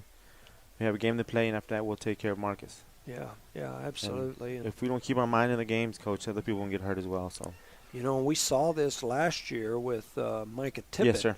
And I don't know that this injury is anything better or worse. I don't know. I just I remember last year a very similar surrounding with Tippett, and he had really hurt that leg. And so, you know, it'll be interesting to see how things play out here. That's one of our starting offensive linemen. It looks like they've sent Ovi out there to play his position. He's playing that right tackle, it looks like, at this point. So Ovi's going to come into the line. 7:18 remaining, 14-7 Eunice trails. We've got trips to the right, 2 receivers to the left. Here comes the snap. Pierce takes off straight up the middle, and he's still going. He's going to pick up plenty, and I think he's going to easily have the first down. Yes, sir. So Pierce with a quarterback sneak straight up the middle. And after they're going to. He has to get his first down. And after that incident a minute ago, that accident out there, the injury, I apologize. It's hard when you see another player run out there like that, like, go down. Yeah, 3 receivers right, 2 to the left. Pierce in the backfield. He takes the snap, and he's going to do it again. He's going up the middle. He bounces out here to the left, tucks the ball a little bit better this time, but he's going to pick up a good 7, maybe 8 yards. I'm not sure we just shouldn't do that till we get in the end zone and get this game back even, because that seems to be about our best play and most consistent play. Our best offense all night, huh? 6:54 remaining here in the half. Trips right, 2 to the left. Pierce in the backfield. Run the same thing again. Now we're going to throw it this time. We got an open man. We pump fake. Just run. Here he goes. Yes, he tucks it. He's going to the left side. He's inside the 5. He runs over somebody all the way down to the 3. Yes, all the way through. I thought they stripped the ball because he had it open up. Yeah, so that gets the Cardinals all the way down, 1st and goal, inside the 5 for sure. Looks like about the 3.5, maybe the 4. So 6:47 and ticking, 14-7. Texico in the lead. Trips to the right, 1 to the left. Pearson Tippett. I look for Tippett up the middle. Here goes Tippett. Stopped him in the backfield. And, man, they met him in the backfield, and he probably lost a good 1.5 yards. Offensive line didn't do a good job at all at the block. And they came straight up the middle, and they hit Tippett before he could even secure the ball on the handoff. I'll do it again. Yeah, I would just run Pierce straight up the middle. Well, they tried. That wasn't what I had in mind. I had in mind that other thing that we were doing that we're picking up Earlier. 7, 8 at a time. They put him under the center that time. He took the snap and went nowhere. So that makes it 3rd and 5. Ball's placed just inside the 5-yard line, but we'll call it the 5. 6 minutes and ticking. Eunice trails by 7. 3 receivers right, 1 to the left. Pearson Tippett in the backfield. That was an offsides on Texico. I couldn't tell. I almost thought one of our guys moved. Yes, they did. Oh, they did? Yeah. I think that was either our left guard or tackle. Antonio was kind of waving his arms around, so I'm not sure if it was him or the one that's right beside him, but one of those moved. So now Eunice shooting themselves in the foot here. They're all the way back to the 10 now. 3rd and goal from the 10. I like what we were doing a while ago. No. Run. Oh, I see it now. Oh, my gosh. We almost had another interception. Why? So that's going to make it 4th and goal. Ball's going to be spotted at the 10. 5:42. That's Zeke Benton is in the game. That's the first time I've seen Zeke. He was out for injury. He finally got activated this game, I believe. Yes, well, he has been injured most of the season. Eunice is going to take a timeout right here. We'll keep it here. We've had a lot of time over this last little bit. Zeke looked like he was frustrated with, I don't know, with Pierce not finding him soon enough or what, but Zeke, in that very first scrimmage of the year, I watched him get in the end zone at least 6 times in that scrimmage. Now, granted, they don't keep score the first 3/4 of that thing. They only keep score the last quarter. But during that first little bit, man, he was in the end zone almost every time that he touched it.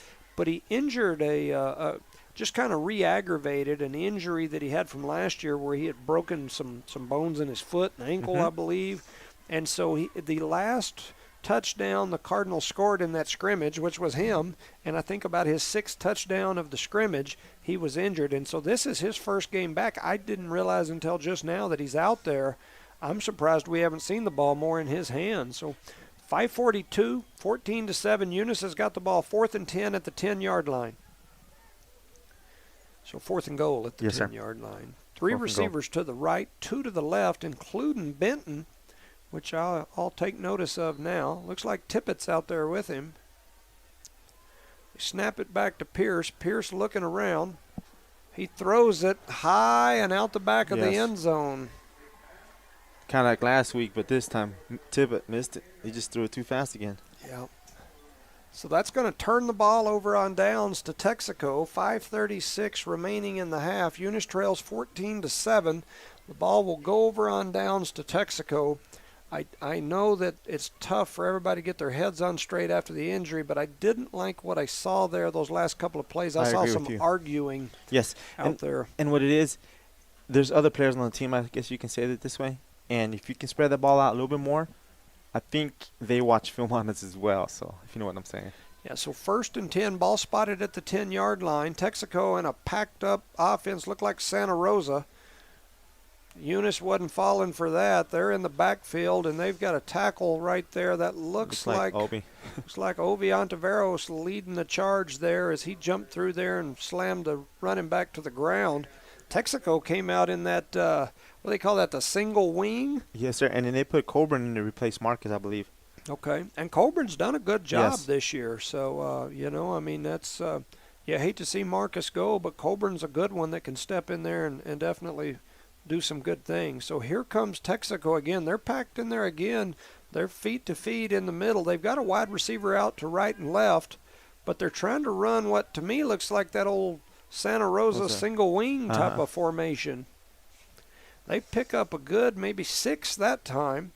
So that's going to make it 3rd down, and we're going to call it 4. Ball spotted at about the 15-yard line, we'll say. Maybe a little over the 15-yard line. I agree with you on that. From our point of view, it's kind of tough with this double glass. Yeah.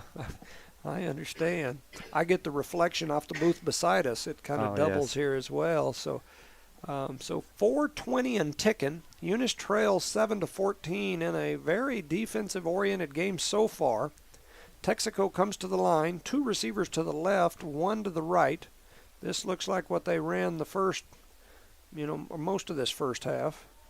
They do that direct snap to the running back. He's got a little room. He hit his own players there. Man, they had him wrapped up about 3 yards short of the first down, but I think after that second effort, I think they're going to get him a first. They do. They signal first down, so that's going to make it 1st and 10 from about the 19-yard line. All right, Coach, I got to go do my homecoming. All right. Well, good luck to Rosendo. His daughter was the homecoming queen last year, so he's got to go down there and do a little homecoming father-daughter walk. So we wish you the best, Rosendo.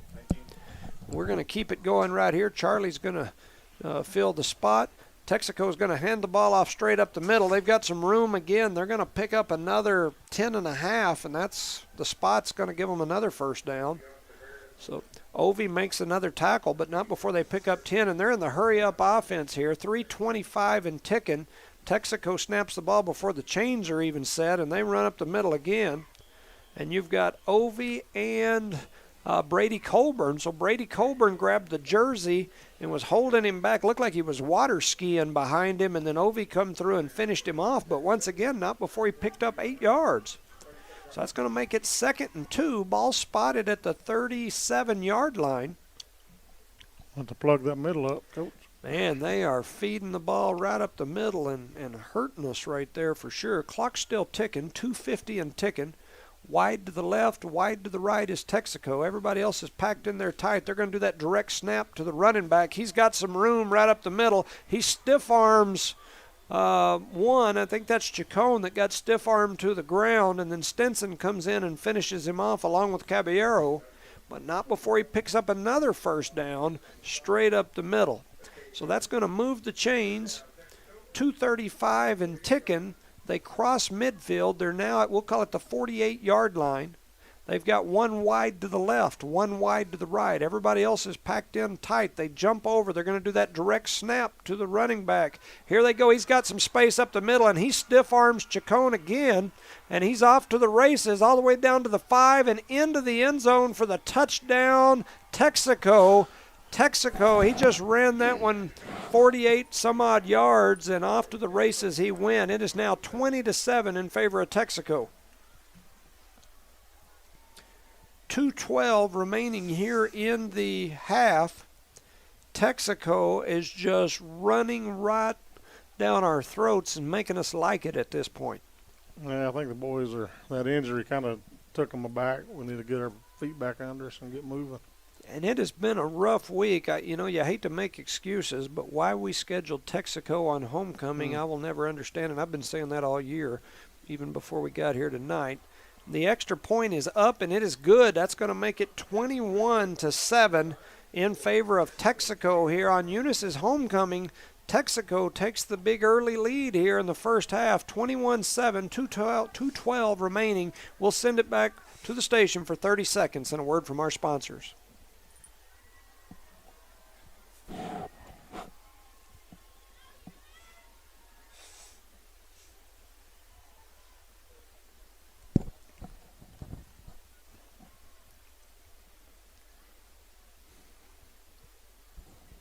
For those of you on the stream, we want to thank our sponsors, Devon Energy, Eunice Pump and Supply, Eunice Health Clinic, Eunice Public Schools, Cardinal Hardware, City of Eunice, Zia Auto Shop, and Redbird Gas. Thank you guys for making this possible. 1, go. All right, welcome back, ladies and gentlemen, to beautiful Eunice Cardinal Stadium here in Eunice, New Mexico, where your Cardinals are hosting the Texico Wolverines.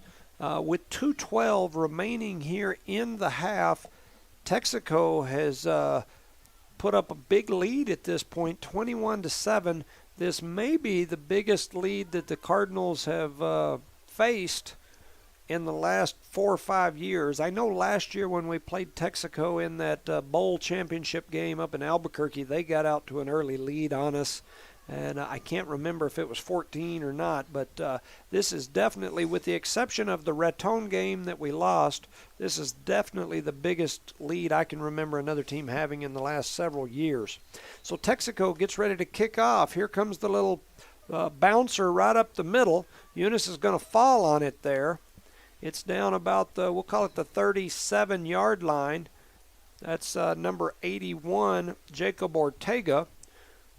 He falls on it. The Cardinals are going to have to get a little pep in their step here. They're going to have the ball 1st and 10. We're going to call it the 37-yard line. 2:11 remaining in the half. Yeah, we need to make some stuff happen here. We got a short time to do it. Yeah. 2 receivers to the left, 3 out to the right. Looks like they're signaling a Texico timeout. So Texico's going to take a timeout here. Want to make sure that we thank these sponsors again: Devon Energy, Steve Almaguer, Jared Armstrong, Bryce Jenkins, Ryan Dean, Mr. Ornalis, all you folks out there, thank you so much. Eunice Pump and Supply, Becky Nogelmeyer, Brandon Matthews, and crew, thank you guys for all you do. The Eunice Health Clinic, Leanne Reeves, Brian, Nikki, Elmer Romero, Aaron Pascal, Yachty, and the gang. Eunice Public Schools, Dwayne Haynes, Cynthia Sims, Rosendo, Matt Coy, Kenny Reed, Ashley Davis, David Gallegos, and all the staff. The Cardinal Hardware, Ashley Davis, Chris Myers, Miss Ortega. The City of Eunice, Billy Hobbs is the mayor, and all those city councilors and everybody that makes this happen. Thank you guys. Zia Auto Shop, Mr. Whitmire and Connie Whitmire. Connie was a long time involved in the Booster Club. We appreciate her. Redbird Gas, Bart Parker, and crew. So Texico's back on the field. Eunice is already set up. They don't waste any time, even during these timeouts. They've got 3 receivers to the right, 2 to the left. Pierce in the backfield. We just have not been able to get anything going here. Texico back in that what looks like a prevent defense here. Pierce looking down the field. He gets wrapped up in the backfield, and they take him down for a huge loss there. And so Pierce takes about we'll call it a 7-yard loss. So that's going to make it 2nd and about, we'll call it 16-17. And so we've got 3 receivers to the right, 2 to the left again. We're going to have to do something to put a stop on that big fella. There goes Pierce straight up the middle. He runs over one guy, picks up about 17, 18 yards, which is what we needed for the first down. He's all the way down just across midfield to the 49-yard line. And I mentioned a while ago when we got down here, we ran him like 3 times up the middle like that, got all the way down to the 3-yard line, and then we quit doing it. Yeah, it looked like a tank going down through there. Yes. So here we go. Trips right, 2 to the left. We're going to run that little switch screen play. Got some space across the middle. Here goes Ashton Thompson. He's got some room. He's still running. He gets all the way down to what looks like the 21-yard line. So Thompson with a great run after catch. 121 and ticking here. Eunice has got the ball. They're going to spot it at the 20. So Eunice knocking on the door here. They're all the way down in the red zone. Texico going to call another timeout. So they are trying to stop this Eunice run. They do not want to let these Cardinals get back within a touchdown going in at the half. So Texico takes that timeout. It's going to be 1st and 10. Ball is setting right on the 20-yard line, deep in Wolverine territory. We've got a chance here to get them in the end zone and cut this lead to 1 touchdown. With the half that we have played, a 1 touchdown lead would be a blessing in disguise because we have just not played well. While we've got a minute, I want to give a shout out to our volleyball team. They traveled to Cloudcroft last week to the Mountaintop Tournament. They played pool play last Friday while we were playing football over here. They began bracket play on Saturday. They lost that opening game of bracket play to Animus in a game that they could have easily won. I mean, they were ahead in every set at some point. Lost the first 2, won the next 2, and then lost a close 5th set, which was a heartbreaker. It sent them into the losers bracket. Then in the losers bracket, they won all their games. They won that bracket easily. They're currently ranked just inside the top 10 at number 9 with district play coming soon. So good luck to the Lady Cardinals and their volleyball group. 1:15, the Cardinals are already back out here. 3 receivers to the right, 1 to the left. Tippett in the backfield. They're looking down the field. He's going to throw it down the field. And they throw it, and they've got a catch all the way down inside the 10-yard line. That looked to me like Zeke Benton with that catch, and I'm glad to be calling his name. I'd like to see him get him the ball more because the kid has got some wheels. That's going to make it 1st and 10, 1st and goal inside the 10. We're going to run Tippett right up the middle. Oh, no, Pierce pulls it. He tucks it, and he's all the way down inside the 5. We'll call him to the 4. And it looks like Eunice is now going to take a timeout with 54 seconds remaining here in the half. Eunice takes a timeout. It's 2nd and goal. Ball's going to be spotted just inside the 5. I'll call it the 4 3/4 line. And so, one other shout out we want to make sure we give here is to our JV football team. That JV football team is undefeated at this point. They beat Portales this last week. Portales is JV. Those young Cardinals have definitely got some promise. They've got some good folks on that team. They're doing a really good job. The junior high, that 8th grade group, and the 7th graders as well, but that 8th grade group has got some really good skilled players that'll be able to plug into this high school team next year and help. Things look bright for the Cardinals for the next couple of years. Eunice wasting no time. There's still 25 seconds left on the play clock for the timeout, but they're already set up ready to go, so I'm guessing they're going to blow the whistle and let them start. 3 receivers to the right, 2 to the left. And I guess we're missing somebody because usually when we have 3 and 2, there's a running back somewhere. Maybe he's out here on the left. So trips right, 2 to the left. Pierce in the backfield by himself. I'd run it to him straight up the middle again if it was me, but I am not the coach. They snap it to him. He tucks and runs straight up the middle, and he is into the end zone for the touchdown. Should have did that last time, but I like it there. 50 seconds remain here in the half, and Eunice pulls back within one score and an extra point anyway. So we need this extra point, and that'd get us back within 7. It's now 13-21 in favor of Texico. Eunice gets on the board with a Conager Pierce quarterback keeper. I'm not sure I wouldn't run that play over and over and over until they just completely stopped it, because I haven't seen them stop it like that anyway. No, and we really needed this coming into the half with our injury and everything that's going on. Yeah, so here comes Elgin Woods. He's back, the freshman. They pick the ball up. They have to fire their receivers. They're running out. Chacon is running. He's still got it. He throws it into the end zone, and we make the catch. The Cardinals get a 2-point conversion on a Gio Chacon pass over into the corner to number 20. I think that's 27, Isaiah Hernandez. So a busted play turns into a 2-point conversion for the Cardinals. A great happening here for the Cardinals. Gives them some momentum here before the end of this half. The only thing is there's still 50 seconds remaining in the quarter or in the half. So it's now 15-21 in favor of Texico.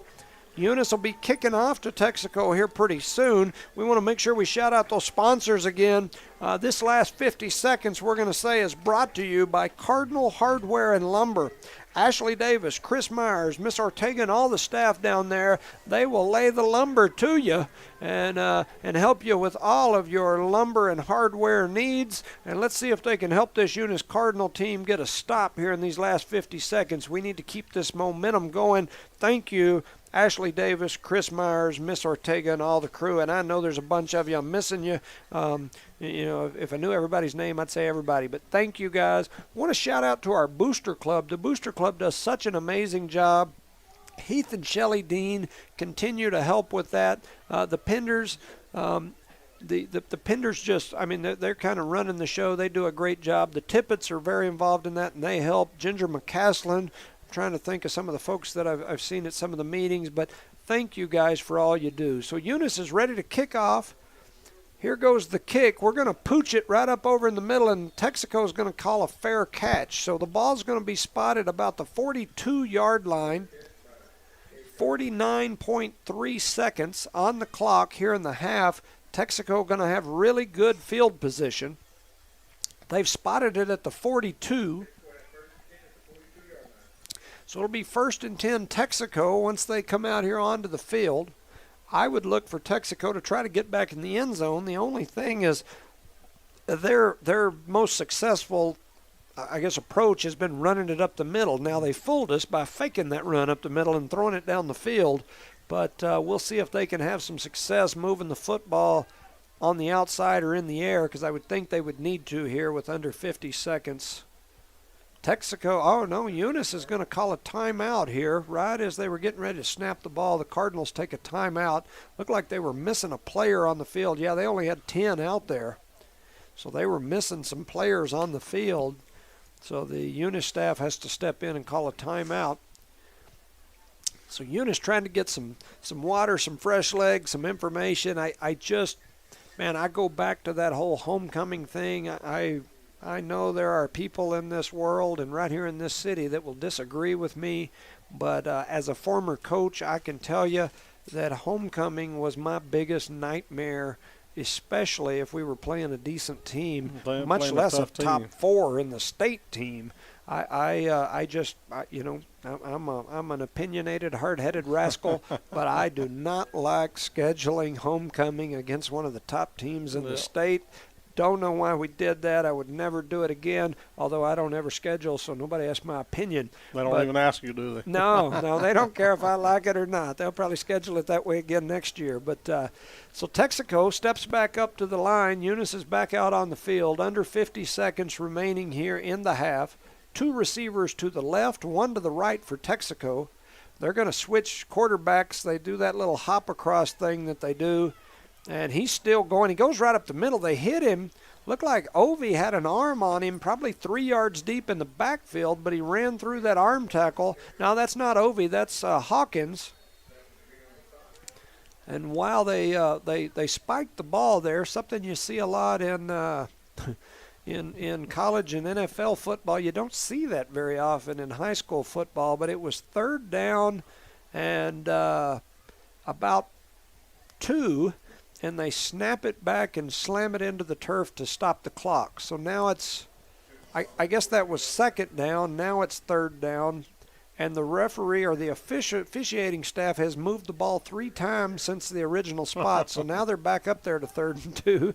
Ball spotted right at the 50-yard line. Texico comes to the line, 32 seconds remaining. He drops back. He's looking deep all the way. He throws a high rainbow pass all the way down to the 10-yard line, but it's nowhere near any of the receivers. And so that's going to bring up 4th down and 2 with 27 seconds remaining here in the half.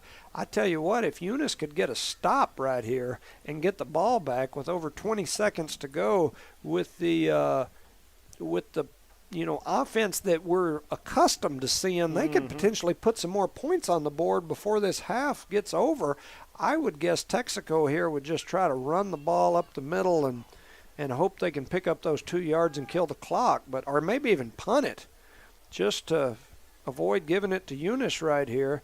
Here they go. They run it, and they fumble the ball. The ball goes to the turf. It looks like Eunice is going to pick it up, so Eunice picks up the fumble recovery there. Good break right there. I think I couldn't tell for sure. It looked like number 23, Davius Brecken, was bouncing around, may have picked that up. I couldn't tell for sure.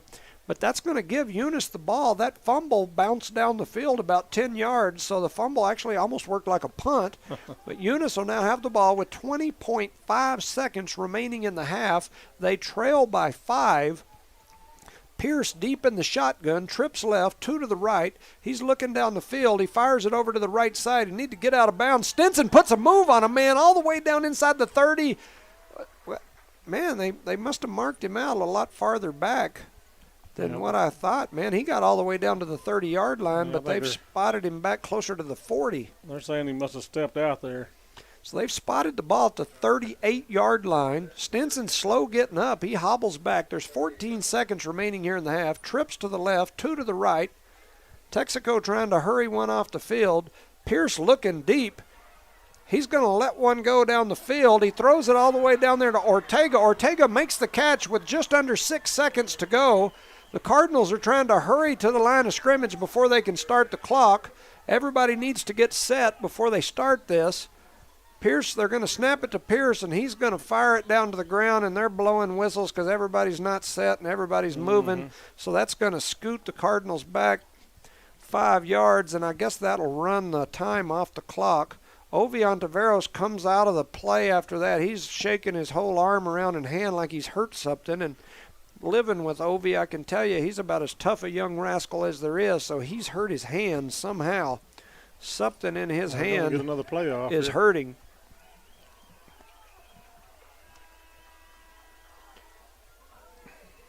What in the world was that? So that's going to be the end of the half. I don't even know what to say with that. So Eunice is going to trail here going into halftime, 15-21. The Cardinals played about as bad a half as I've seen all year. Ovi Ontiveros is looking hurt. He's got a hurt hand or something, and which is not good for these Cardinals. We're going to send it to half just so that everyone's aware who's listening to us. Eunice is having their homecoming today, and they're doing something that they have never done before. They're going to crown their queen here at halftime, and so they're having a 20-minute halftime at this point. So if you are wanting to watch on the live stream, HobbsAmerica.com or the Eunice Sports YouTube page, you can watch this homecoming thing. We'll try to show the camera to where you can see. I might even talk a little bit if you don't get tired of listening to me. Those of you on the radio station, we're going to send it back to the station for quite a while. I'm going to say 10 minutes. We'll send it back to the station for 10 minutes and a word from our sponsors. Thank you for listening.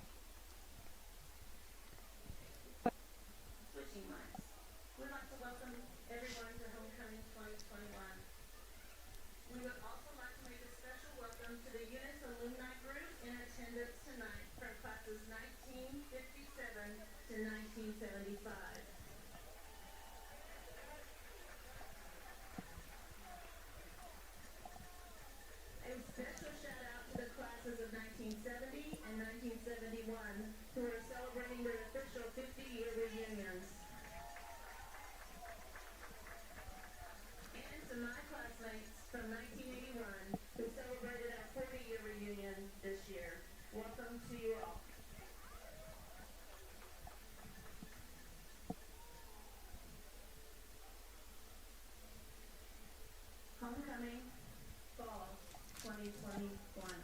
Freshman attendance, McKenna McKee and Maddox Mata. McKenna is the daughter of Mason and Vanessa McKee. McKenna was the secretary at the National Junior Honor Society at Peyton Middle School. She was voted most athletic and CMS 2021 Student of the Year. For only being in high school for over a month, her most memorable memorable memory to date is warm-ups in volleyball with Chloe in her 6th period Spanish class, although she still does not know Spanish. McKenna's plans for the future are to possibly play college basketball and pursue a degree in the medical field. She said her mom is making her be a doctor. Maddox is the son of Curtis and Michelle Villarreal and Matt Mott. Maddox was voted the 2021 Mr. CMS. He was also a track medalist in the 400 and medley relay. Just so that you guys know, I'm going to unplug this. Everybody will be able to hear everything that's going on, but I'm going to unplug it because I can hear the eighth grader and being a part of the Cardinal football team. make sure we plug it back He in. enjoys all of his teachers and classes, but his favorite class is 6th period Spanish. Maddox's plans for the future are to continue to be a part of the Cardinal football team and to enjoy all of his high school years with his friends. He hopes to achieve an academic and athletic scholarship. Sophomore attendance: Mariah Garcia and Ashton Thompson. Mariah is the daughter of Enrique and Susie Garcia. Mariah is a varsity cheerleader. Her most memorable high school moment was her freshman year coming home from a basketball game when the bus broke down, so they played Uno on the side of the road. Mariah's future plans are unknown at the moment, but she is hoping for the best. Ashton is the son of Nick and Adrian Thompson. His most memorable moment was catching his first touchdown pass in Estancia.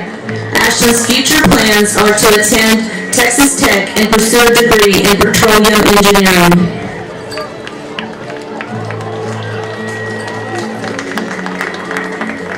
Junior attendance: Vivian Ornelas and Brandon Trevino.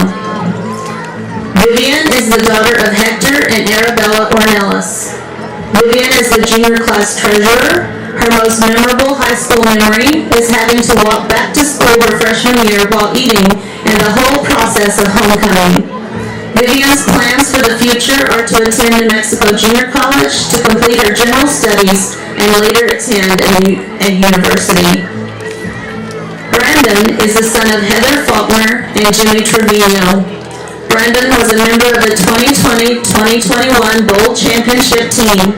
His most memorable high school event was winning the bowl game in football last year. Brandon's future plans are to attend college, although he is unsure of where at this time. He loves football, so anything involving football would be a good career. And now for our 4 senior attendants. First up, Kezia Jenkins and Julius Woods. Kezia is the daughter of Philip Jenkins and Erica Garcia. She is a member of the National Honor Society and Student Council. Kezia has been a cheerleader her 8th, 9th, and 10th grade years. She played volleyball her sophomore year and has consistently been on the A and B honor roll. Her most memorable moments are the fun and crazy activities throughout the years and being a part of the homecoming court her freshman and senior year.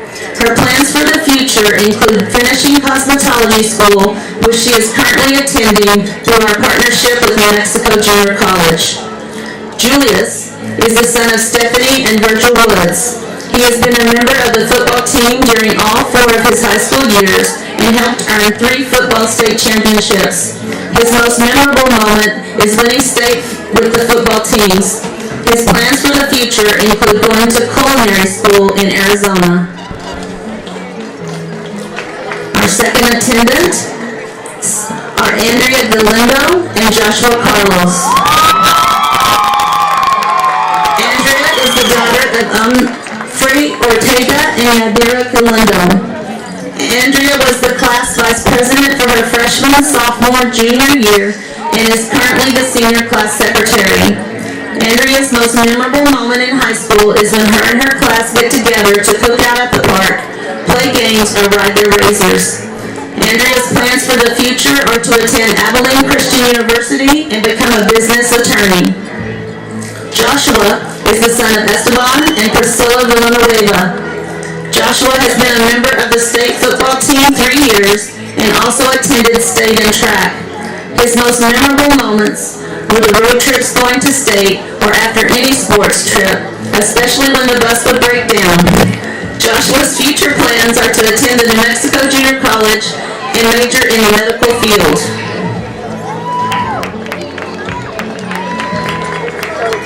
Our third senior attendants are Lizbeth Zamora and Jorge Ontiveros. Lizbeth is the daughter of Claudia and Serafina Zamora. Lizbeth was the secretary of her junior class. Her most memorable moments are all the times her classmates gather together and bond, especially the way her class gets along with the freshmen. They had a fun day all together.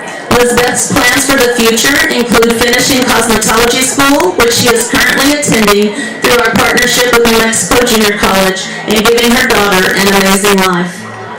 Jorge is the son of Jorge and Elsa Ontiveros. Jorge is the senior class president, National Honor Society president, and member of the EHS Student Council. Jorge has played football all 4 years as a Cardinal. In 2019, he was second team All-District offensive lineman. In the spring of 2021, he was first team All-District and first team All-State, and is the flyest guy on the team. His most memorable moment was getting stuck at a petting zoo his freshman year. Jorge's plans for the future are to go to trade school for HVAC. Our final senior attendants are Maribel Lopez and Ovi Ontiveros. Maribel is the daughter of Lupe Lopez and Abel Lopez. Maribel is a member of the National Honor Society, the EHS Student Council. She is reporter for the senior class and vice president for the City of Eunice Youth Council. She plays volleyball and was named All-District for softball. Her most memorable moment was falling in front of everyone at a track meet because she could not stop running. Maribel's plans for the future are to be an undercover police officer and go to college in San Antonio. Ovi is the son of Jesus Ontiveros and Erica Jones, as well as step-parents Christy Ontiveros and Jimmy Jones. He is the reporter for the National Honor Society, a member of the EHS Student Council, and the City of Eunice Youth Council. He is a 3-time state champion and has been named All-State in football and All-District in basketball. His most memorable moment was going to Albuquerque, playing on the University of New Mexico field and winning the bowl game. Ovi's plans for the future include going into the Air Force and getting a bachelor's degree in aviation. 5, Here to crown our new queen is the 2020-2021 homecoming queen, Kendra Caballero. Welcome back, ladies and gentlemen, to Eunice, New Mexico. We are still in the homecoming ceremonies at this time. Rosendo Caballero, my normal partner setting up here with us, is down on the field with his daughter Kendra, who was last year's homecoming queen. And they are getting ready to name the homecoming king and queen for this year here in Eunice, New Mexico. So I will keep it here and let you know who they select as the king and queen. So here it goes. They're getting ready to announce it at this point. Maribel Lopez and Ovi Ontiveros win the king and queen of this thing. And so Little high five there going on. they are excited. I know that this is, they've worked hard all week trying to do things that I think would sway a few votes their way. A lot of cooking, a lot of meals, a lot of other things. So really proud of Ovi and Maribel. They are the king and queen, and so it looks like there will be some crowns coming back to my house tonight. So pretty neat deal. It's See a lot of smiles down there, Jim. yeah, a lot of happy folks. I can guarantee you. I mentioned before that I might get tacos when Ovi made some tacos. I don't know if I'll get any tacos this week. I think my wife is she's about wore out, so she may not make any tacos this week. I'm gonna have to take her for tacos. So Maribel Lopez and Ovi Ontiveros are your king and queen. And it looks like Ovi had told me if he won, he was going to give his crown to give his crown to Jorge Ontiveros. Jorge is his cousin, and man, that kind of jerks a tear out of my eye. Jorge lost his dad this week, and you know, he lost his dad right here in the middle of his football season, his senior year. And so Ovi's given his crown to Jorge. So pretty neat deal. We'll send it back to the station. Let's send it back for, let's say, 6 minutes and a word from our sponsors to give them time to get this field cleared from all the homecoming festivities. You're listening to Eunice Cardinal Football on the No Mark Broadcast Network. Congratulations to all of our attendants and our queen and kings. Thank you all. How much time are you needing? Let's do 6 minutes. There's 8 minutes left on the clock here. Okay, just want to make sure. Yep. Thank you.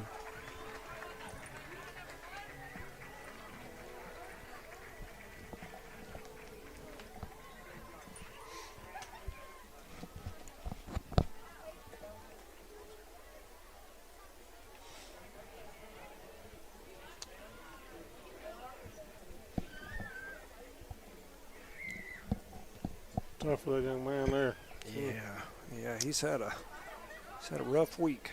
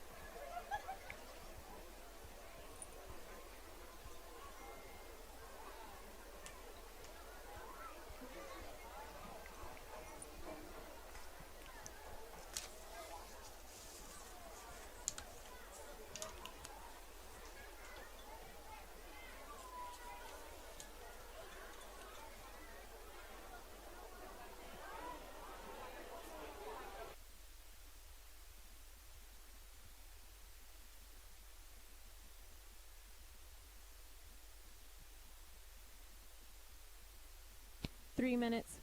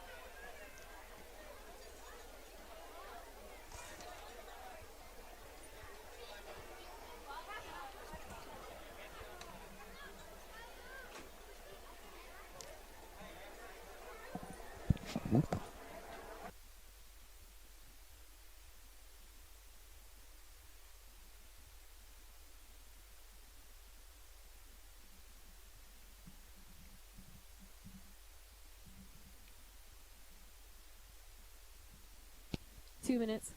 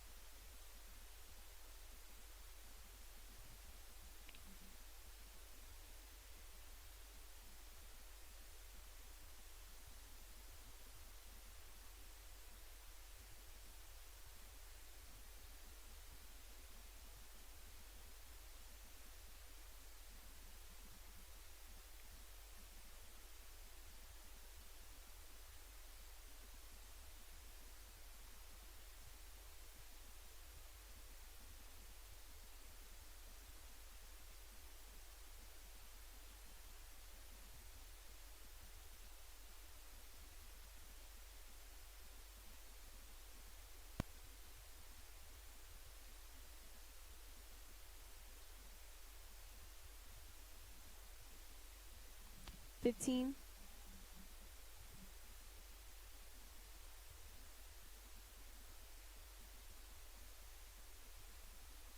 5,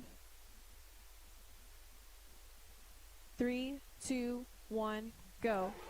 Welcome back, ladies and gentlemen, to beautiful Eunice, New Mexico. And, you know, the Eunice Cardinals on the field have not performed quite the way that we hoped they would this first half. But I got to tell you that that halftime homecoming ceremony was a tearjerker on a lot of different, you know, levels. First of all, my kiddo Ovi and his girlfriend Maribel were named the homecoming king and queen, which was really cool. And to top it off, Jorge Ontiveros, which is Ovi's cousin, lost his father earlier this week.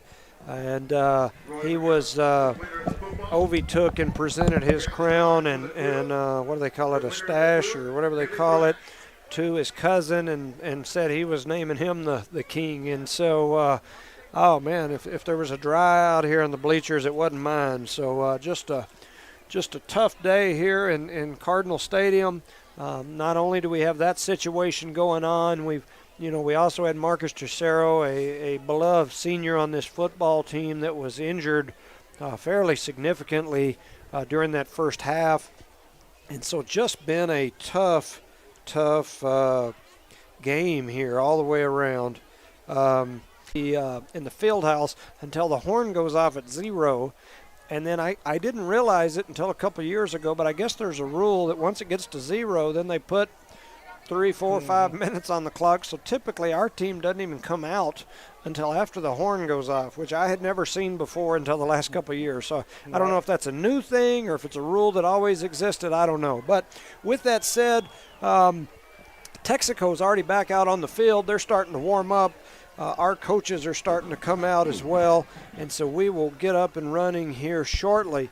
Trying to look and see. I've got a couple of numbers here, some stats that my good buddy and Eunice alumnus, or I say Eunice alumnus, he's a long-time Eunice Cardinal. He's a Hobbs alumnus, but he's a long-time Eunice Cardinal, and that's Lynn White.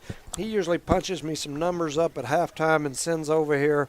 He's got down here that Conager Pierce has 44 yards rushing and that Micah Tippett has 48 yards rushing there in the first half. Passing, he's got 84 total yards of passing in that first half for the Cardinals. So not a normal night of production on the offensive side. I mean, shoot, these Cardinals have been putting 400, 500, 600 yards up in their games thus far, and so for them to only have 84 yards passing and maybe close, just under 100 yards rushing here in the first half is not something that we're used to seeing. The crazy thing about it is I think that was about as bad a half as Eunice could play. I probably shouldn't say that. I might jinx them because they did not play well. We had 2 interceptions, a strip fumble recovery. We turned the ball over on downs, down inside the red zone a couple of times. Just couldn't really get anything going, yet we trail by 6 points, 15-21. And so, as rough as a half as football as that was, we're fortunate where we're sitting right now. Yeah, we're one score out of this ball game. So, hey, I've got I always get folks that send me messages and whatnot during the games. I definitely always get excited when I hear from folks that are sending me messages on here, and so we appreciate folks, sending us stuff. Give my man, it looks like, I believe that's going to be Trey Sims, sending us out some info. George Miller, we appreciate you guys, and I appreciate you guys listening to our broadcast. So anyway, I appreciate it. I know you guys are out there listening, as a lot of folks are. They've got 1 minute left on the clock. Let's send it back one more time for 1 minute and a word from our sponsors. 1 minute. Your play.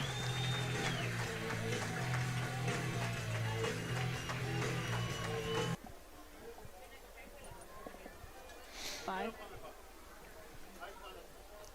3, 2, 1, go. Welcome back, ladies and gentlemen, to Eunice Cardinal Stadium as Eunice versus Texico, the number 1 team in the state versus the number 4 team in the state. And I will say this, Texico spent the first probably 3 weeks of this season ranked number 1 in the state. And anyway, they picked up 3 early season losses. That dropped them down to number 4. But even with 3 losses and a 1-3 record, they're still number 4. And they're number 4 for a reason. They've been playing over in West Texas. We all know how that West Texas football is. And so, yes, they picked up 3 losses. But they also picked up a loss to our neighbors down south, the Jal Panthers, in a heck of a football game, a high-scoring affair. And so anyway, this Texico football team is definitely better than their record. They're ahead here on this Eunice team. Eunice playing at home in homecoming. I got a message here to give a shout out to Matt Robinson. I believe it was Brian Henson that sent me that message. So appreciate you guys. Listening and listening to our broadcast. There's the kickoff from the Cardinals. It's fumbled by the Texico Wolverines, but then they pick it up, and now they're dancing out down the left side. They've got some running room out across the 50 to the 40, knocked out of bounds at about the 41-yard line. So Texico fumbles the reception on the kickoff. And as Eunice goes crashing in, everybody left their lanes that they're supposed to stay in. The kid picked it up and took off, and he was fast. But Eunice able to stop him before he got too far. Texico is going to take over 1st and 10 at the 40-yard line. We've opened up our window in the front, so if it seems loud in the background, that's why we've opened it up. It'll probably make for a better camera view for those of you watching the video. Texico, 1st and 10 at the 40. Twins to the left and right. They're going to fake the handoff up the middle, and then the quarterback keeper is going to go the other way, and he's going to pick up about 11 all the way down inside the 30. We'll say he's at the 28-yard line. 11:42 remaining here in the third quarter, and Texico is already all the way down inside the 30-yard line. So my man Resendo is back. He's back to join us, and so Charlie will go back to Cameron, and Resendo will step in to use his voice. So here goes that jump over thing that they do. They've got 2 quarterbacks. They cut back from the right side up the middle. He's all the way down inside the 10-yard line. He fumbled the ball, and it looks to me like the Cardinals. No, nobody's making a call yet. Oh, man, I thought the Cardinals had the ball. I thought they jumped on it down at the 5-yard line, but they're saying Texico's got it. So Texico will have the ball. 1st and goal at about the 5-yard line. They're going to hand it off right up the middle. They're running that hurry-up offense, and they push forward all the way down to about the 2. 11:07 and ticking, 21-15. Texico caught us by surprise right there. They ran that play before we could even get set up. They didn't make much out of that play, even though they ran it so fast, right? Yeah. So it's 2nd, and we'll call it 2, right about the 2-yard line. Looked like they picked up a couple on that last one. We need to stop them from getting a couple here. Here they go with that quarterback sneak right up the middle. They're down right at the goal line.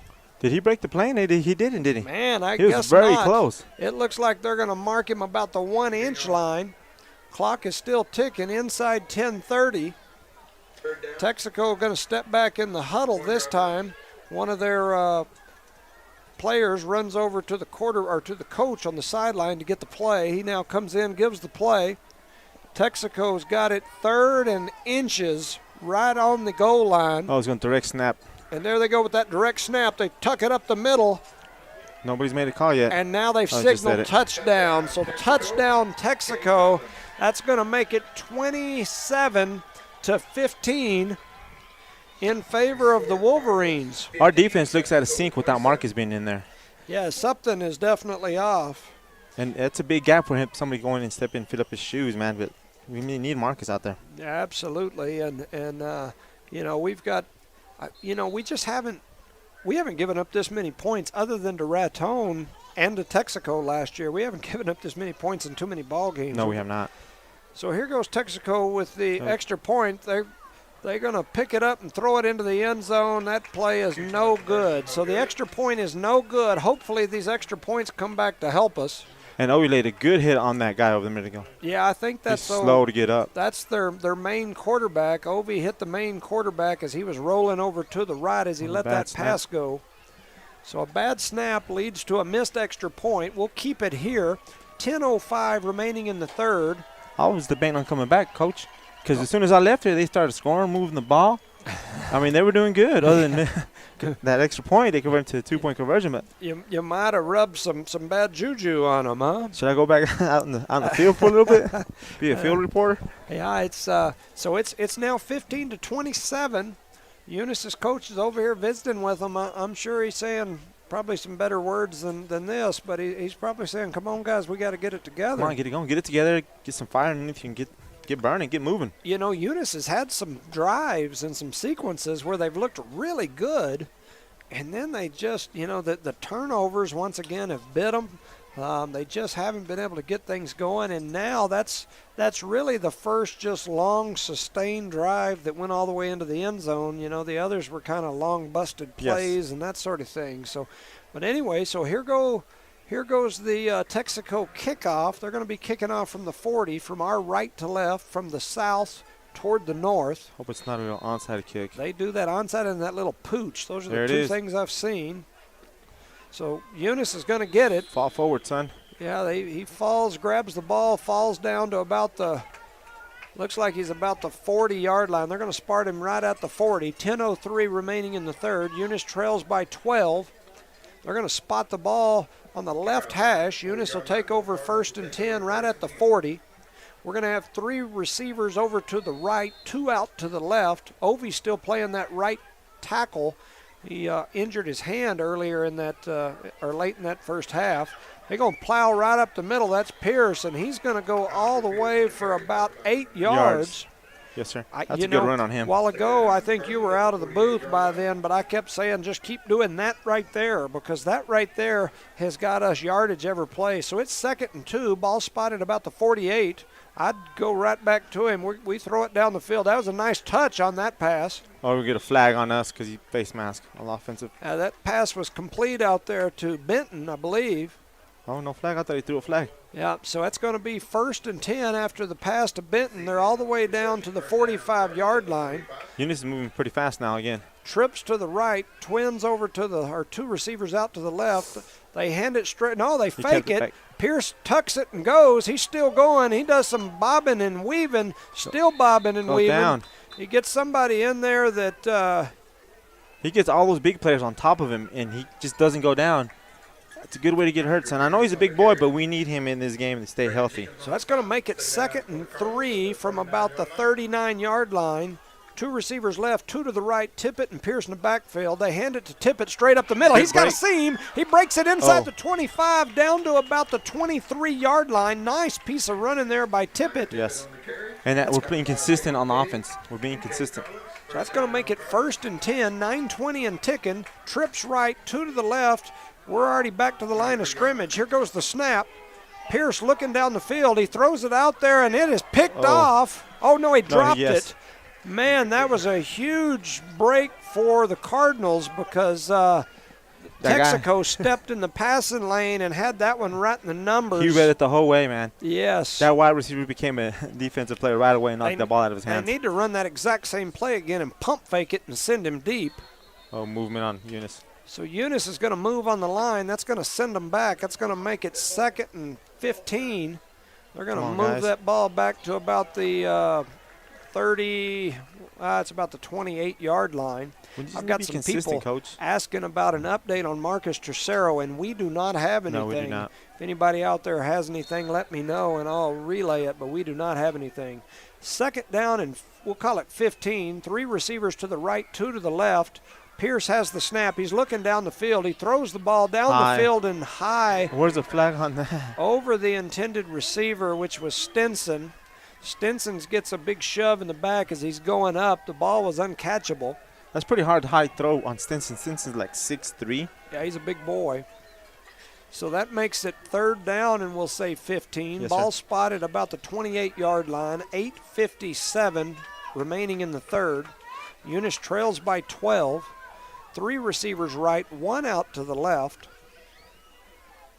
Rolls out. Pierce rolling to his right. He throws it to Stinson, and Stinson tried to make a move before he caught it. He had the ball with a couple of yards cushion, but he tried to start running before he caught it, and the ball goes right through his hands. Catch, then run.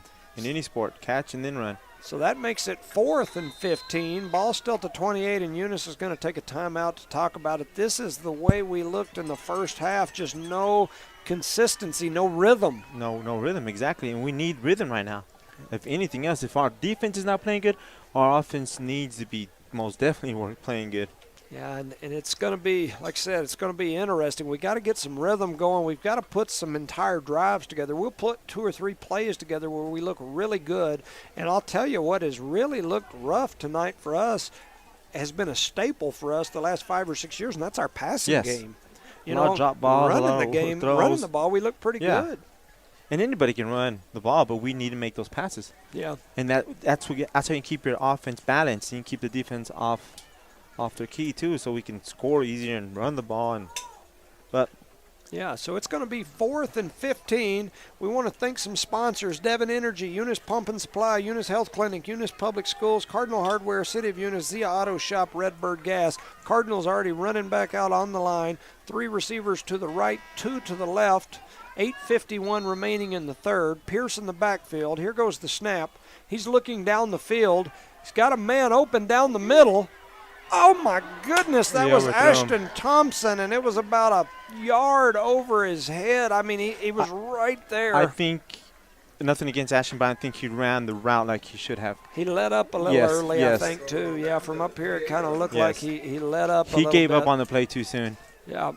But and I mean that was 6 points. If he's a stride more or the ball's a little shorter, it's 6 points. But so with 8:45 remaining in the third, it's going to be a turnover on downs. Texico's already lining up on the ball. So these two teams both, when they want to, play really quick. So 1st and 10, ball spotted at the 28. 1 receiver wide each side. They're going to snap it and run it right up the middle. They had him in the backfield.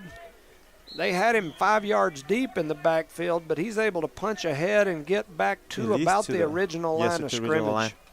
They do a lot of that spinning. I think Raton did that to us as well. And these guys cannot – we have a difficulty tackling people when they spin on us. Yeah, that kid from Dexter last week did that too, and he gave us some problems.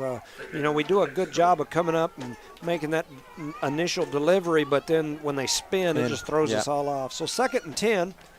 2 to the right, 1 out left. They're going to snap it and run over here to the left side. Got somebody wrapped up on his legs. That's Antonio Granados wraps up his legs, and then the rest of the Cardinals just pile in to take him down, but he picks up about 3 there. So we're going to say it's 3rd and about 7, a long 7. Ball spotted in between the 30-31-yard line. And do you think the defense right now is kind of out of sync, once again, with the Marcus being gone? It looks that way to me, and whether that's Texico's offense being tough or we're just something's off a little bit for us. So here goes Ovi. Ovi's got him in the backfield. Ovi Ontiveros with a heck of a sack. He slams the quarterback all the way back down to the 20-yard line. It's hard to contain yourself on something like that. That was beautiful, wasn't it? Man, came up, hit him hard, wrapped him up, and threw him down, Coach. The homecoming king that gave his crown to his cousin in a rough time just slams the quarterback down in the backfield. He gets free and slams the quarterback down for a huge loss. So that's going to make it 4th and about 15, maybe 16. And ball spotted at the 22-yard line. They'll walk him back and punt it, or at least that's what they've done earlier. Then they'll wave this guy in. The punt is away. It takes a good bounce for us, but if it had bounced the other way, George was going to pick it up and run with it, and it bounced back. So Eunice gets no return out of it. So it'll be 1st and 10, Eunice at about the 42-yard line. And we'll see if we can get some offense going here with 6:54 remaining in the third. Yes. Did George get the kiss to Queen? I don't know. I'll have to ask Ovi that. I didn't notice. I ran up here so quick I didn't get to see. So Eunice steps to the line of scrimmage, 1st and 10, ball at the 42. 2 receivers to the left, 2 to the right. Tippett and Pierce in the backfield. They're going to hand it to Tippett. Tippett's going up the middle. He's got a big gap. Yes. He's all the way down to a 1st down, depending on the spot. It looks like they're signaling to move the chains. A good spot. That's a good spot for us, but he's running hard through there. That's at the 42-yard line, 1st and 10 Cardinals. 3 receivers right, 2 to the left. Cardinals already back on the line of scrimmage. Oh, good. They're going to run the quarterback keeper right up the middle. Pierce had some space out to the left. He tucked it back in and tried to put a spin move on somebody of his own, but he picked up about 2.5, maybe 3. He picked up 3.5, but he picked up 9 on the far end. If he'd kept it outside, I think he had big yardage. But 2nd, and we'll call it a long 7, maybe 8 for the Cardinals. 2 receivers to the right, 1 to the left. There's 3 people in the backfield, which is odd for us. That's not normal. Oh, my goodness. No, don't do that. Well, now here he goes. Never mind. Do what you want to do. Pierce still in space. He's running, rumbling, stumbling. He's all the way down, and this guy's going to call an illegal block on Antonio, which is a horrible call.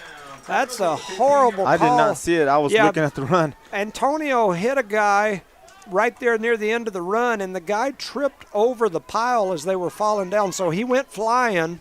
And this ref out here throws a flag, I think thinking he got hit in the back, but he hit him. It looked to me like he hit him straight up, but the guy was stumbling and fell backwards over the pile.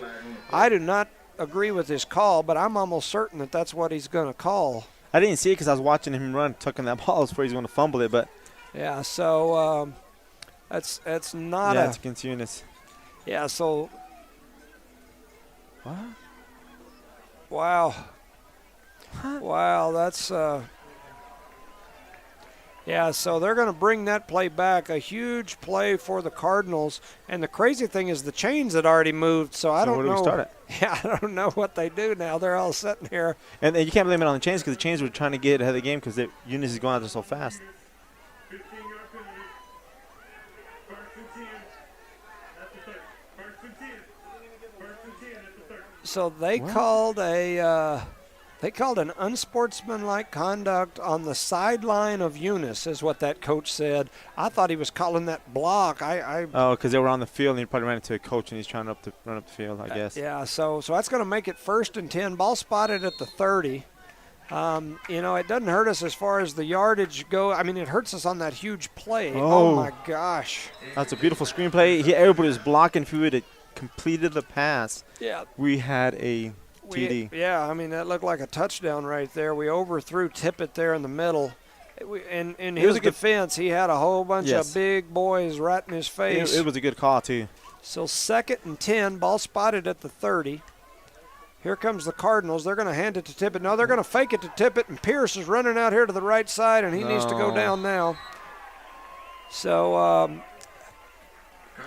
that's going to make it 3rd down, and he might have picked up a couple there. Oh, no, they gave him some big forward momentum there. Yes, so that's going to be 7. So 3rd and 7, ball spotted at the 26.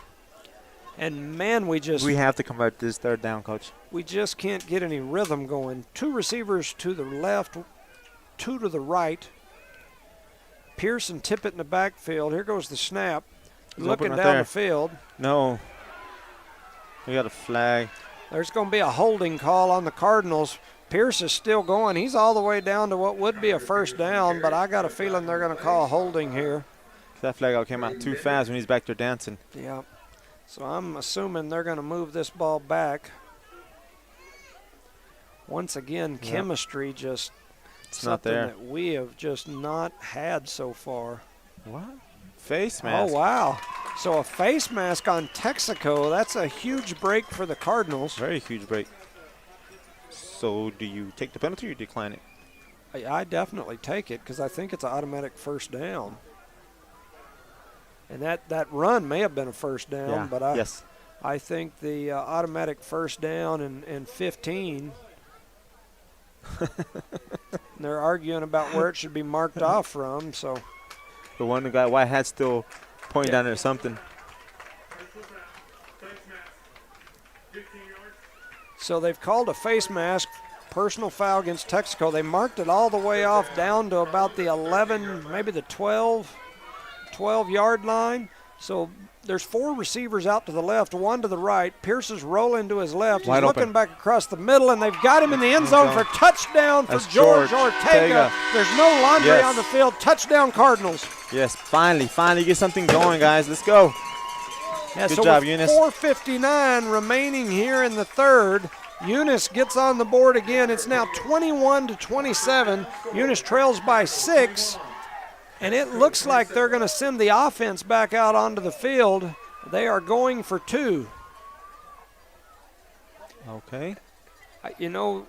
Yeah. We got people running off and on. We don't. Yeah, some of them are confused. You're liable to end up having to call a timeout here. We don't need to burn it. We don't need to burn the timeout so early, Coach.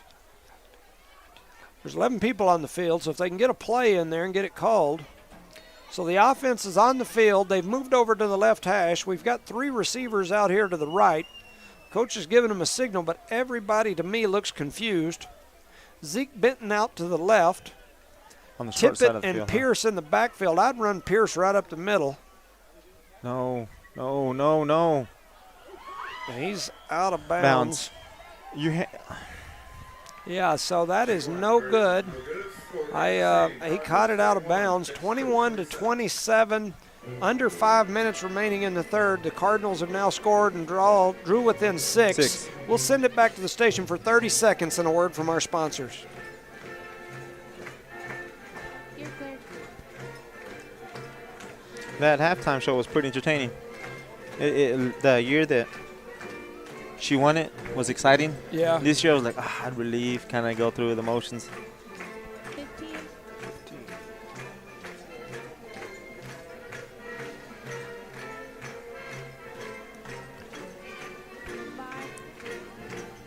3, 2, 1, go. Welcome back, ladies and gentlemen, to Eunice Cardinal football. The Cardinals are hosting Texico in a homecoming game. The number 1 Cardinals, the number 4 Wolverines. Eunice just scored, drew the game back within 6. It's 21-27, under 5 minutes to go in the third. Eunice prepares to kick off, and here comes the kick. It's a long kick down the right sideline. Texico fumbles it again. He still don't have it. And he jumps out of bounds with the ball as he's trying to still get a hold of it about the 22-yard line. I don't know if he jumped out of bounds or jumped out of number 30 because 30 was coming in hot. That's 30. That's going to be Jose Gomez. He was come down there coming in looking hot, like he's ready to man. hit him. Yes. So 4:55 remaining here in the third. 21-27. Eunice trails by 6. Texico will take over at 1st and 10 at the 22-yard line. Let's see if our defense can do something here to stop them. On that last series of defense, they did very good. They kept them contained. They got some yardages on us, but they did not score a touchdown on us, which was a plus. Yeah, so we'll see what happens here. You know, we've got a bunch of those defensive linemen that are playing both ways. Here goes that same play. Ovi jumps on him, takes him down. He's got some help from number 33. Brandon That's Trevino. Yeah. And so, but he picks up about a good 3 yards right there, all the way down to the 25-yard line is where they've spotted it. 2nd, and we'll call it 8. No, we'll call it 7. We'll call it 7. I like 7 better than 8. 4:30 and ticking, 21-27. Texico in the lead. 2 receivers to the right for Texico, 1 to the left. Here goes the snap. They're going to run that little quarterback lead that they've been running the whole time, and he's all the way down to right at the first down marker. Where they spot the ball at. It looks like they gave it a left foot spot, Yeah, which he's is getting moving first the down. chain. So 4:14 and ticking. Texico in the lead. They pick up a first down. The ball's going to be spotted about the 32. And their quarterback, he's a big boy. And when he runs, he puts his head down. He usually falls forward. He don't fall back much. Yeah, they're not a – I mean, if you look at especially their linemen and look at our linemen, there is a definite size advantage for Texico. But Eunice back ready. Here we go. The Texico Wolverines are on the line. Receiver to the right, 1 wide to the left. They're going to run a little cutback option here. He tries to dive ahead. Looks like number 72.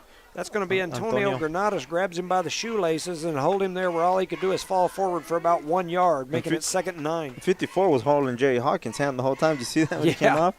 Yeah, so looked like a hold out there, but no call on that side. So 2nd and 9, ball spotted about the 33-yard line.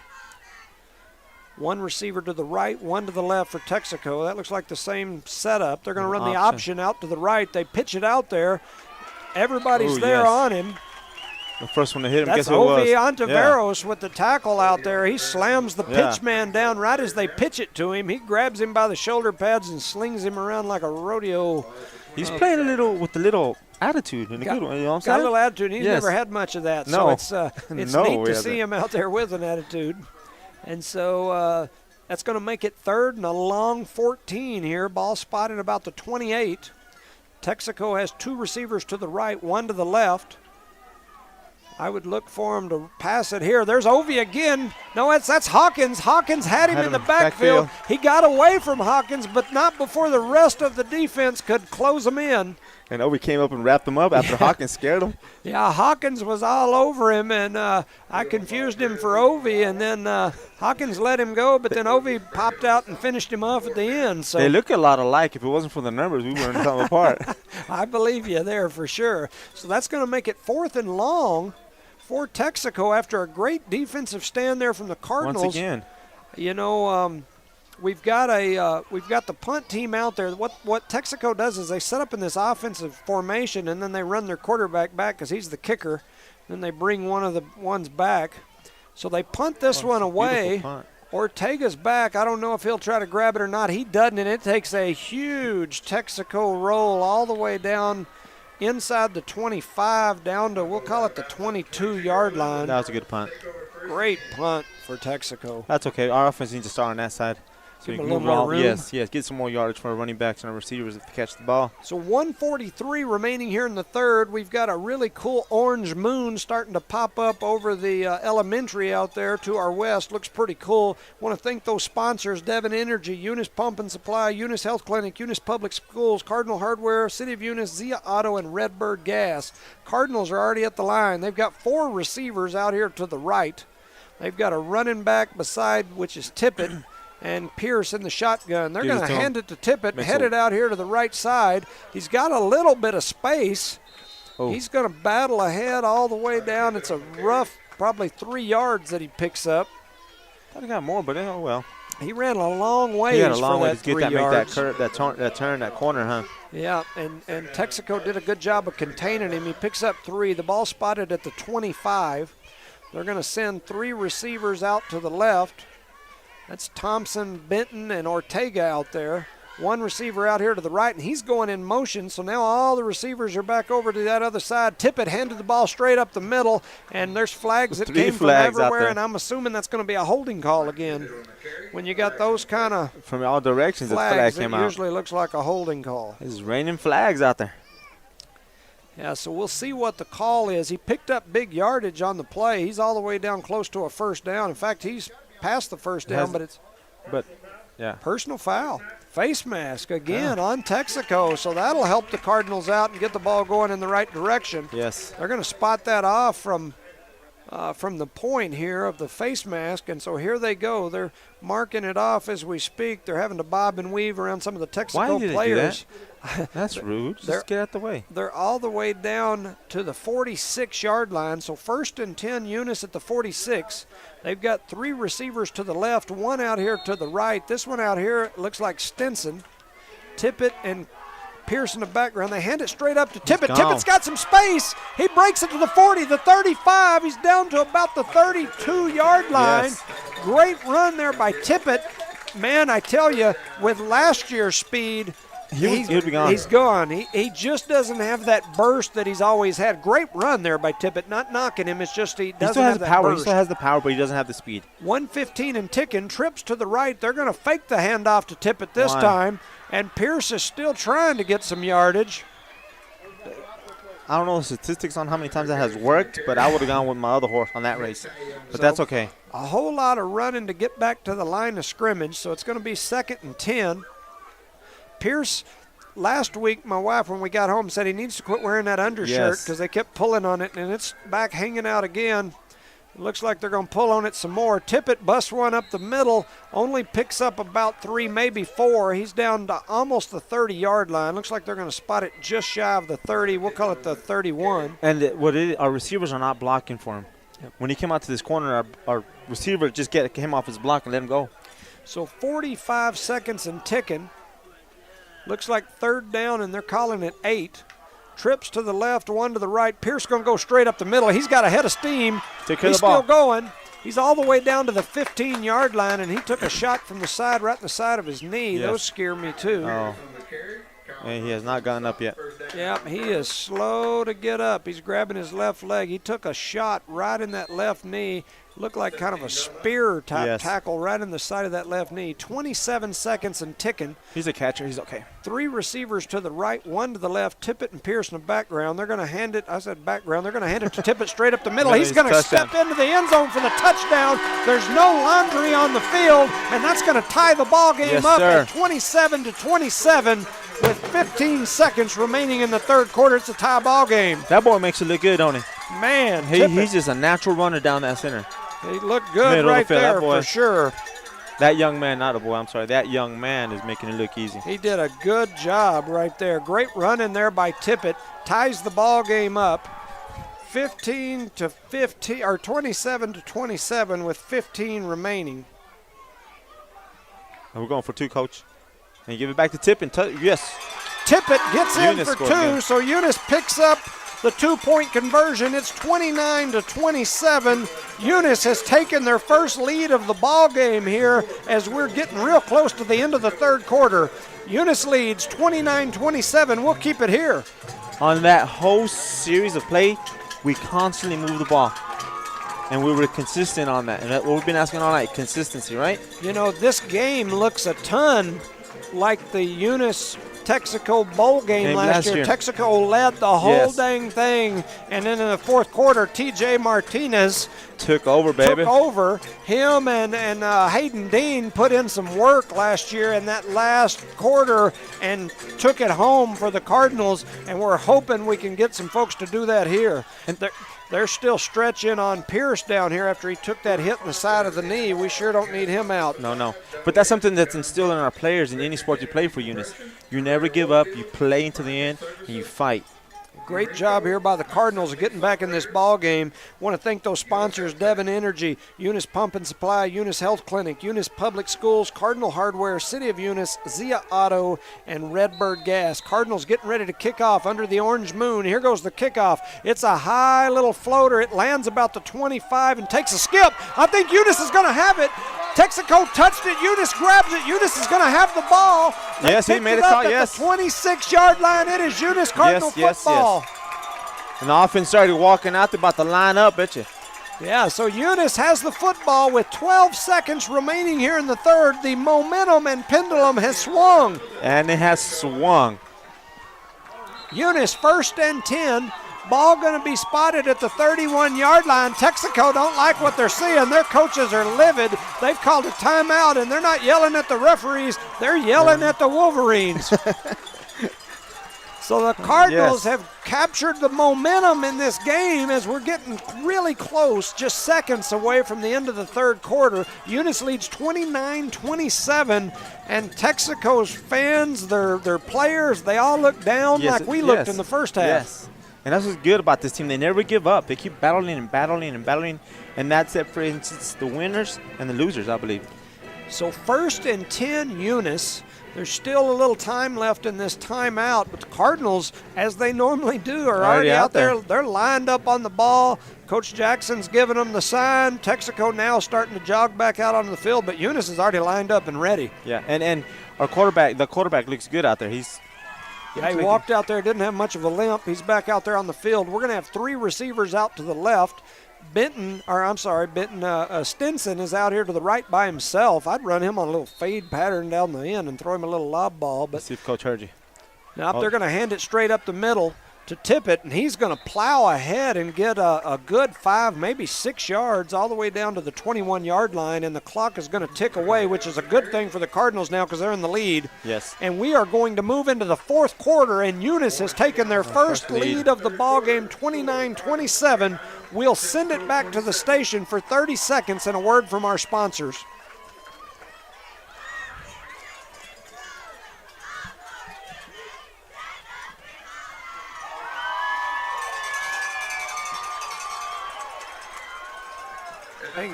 They're throwing blankets. Yes, sir. Winners around the corner, I guess. Man. those of you that are listening back home, they're throwing the Eunice cheerleaders are not throwing T-shirts. They're throwing big blankets. Eunice Cardinal blankets into the stands. That should come out here. But we don't mind you listening. Yeah, back we home. appreciate that too. I'll take that back. Right here in front of us is kind of empty, but on the sides it's pretty much full, especially on that back half over there. Yeah.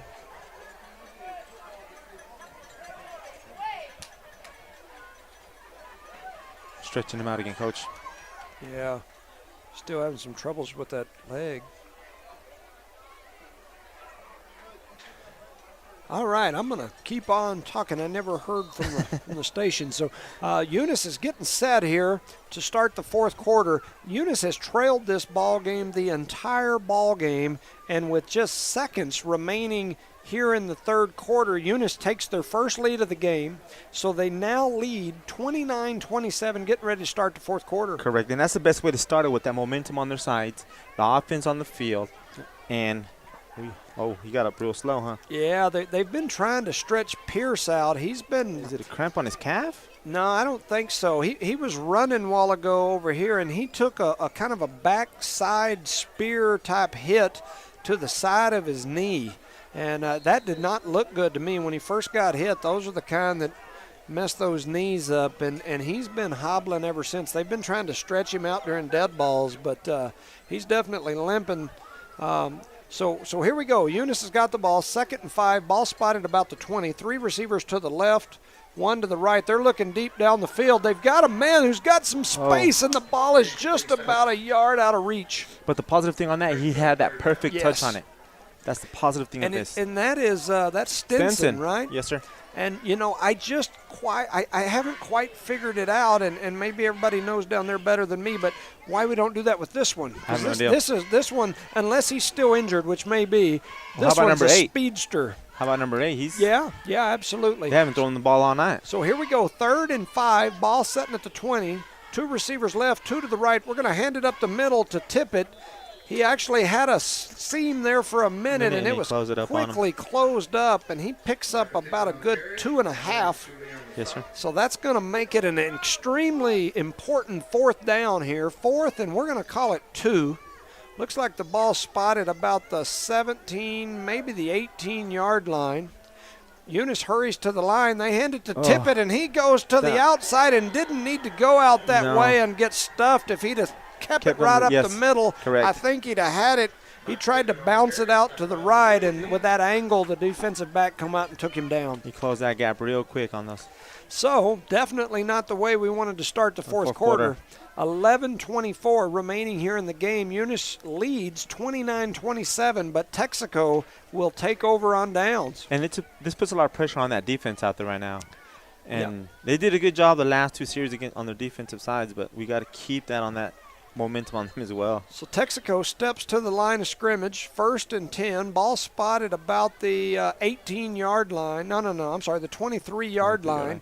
They're going to snap it and run that quarterback right up the middle. And, man, Jerry Hawkins, my Tripped him man up, Jerry, comes flying through like the Hawk man himself and hits the quarterback in the backfield, trips him up, had him probably 4 or 5 yards deep, trips him up, he falls down, still loses a good 2, so that's going to make it 2nd and 12 after a great play by Little Hawk. Yeah, Little Hawk.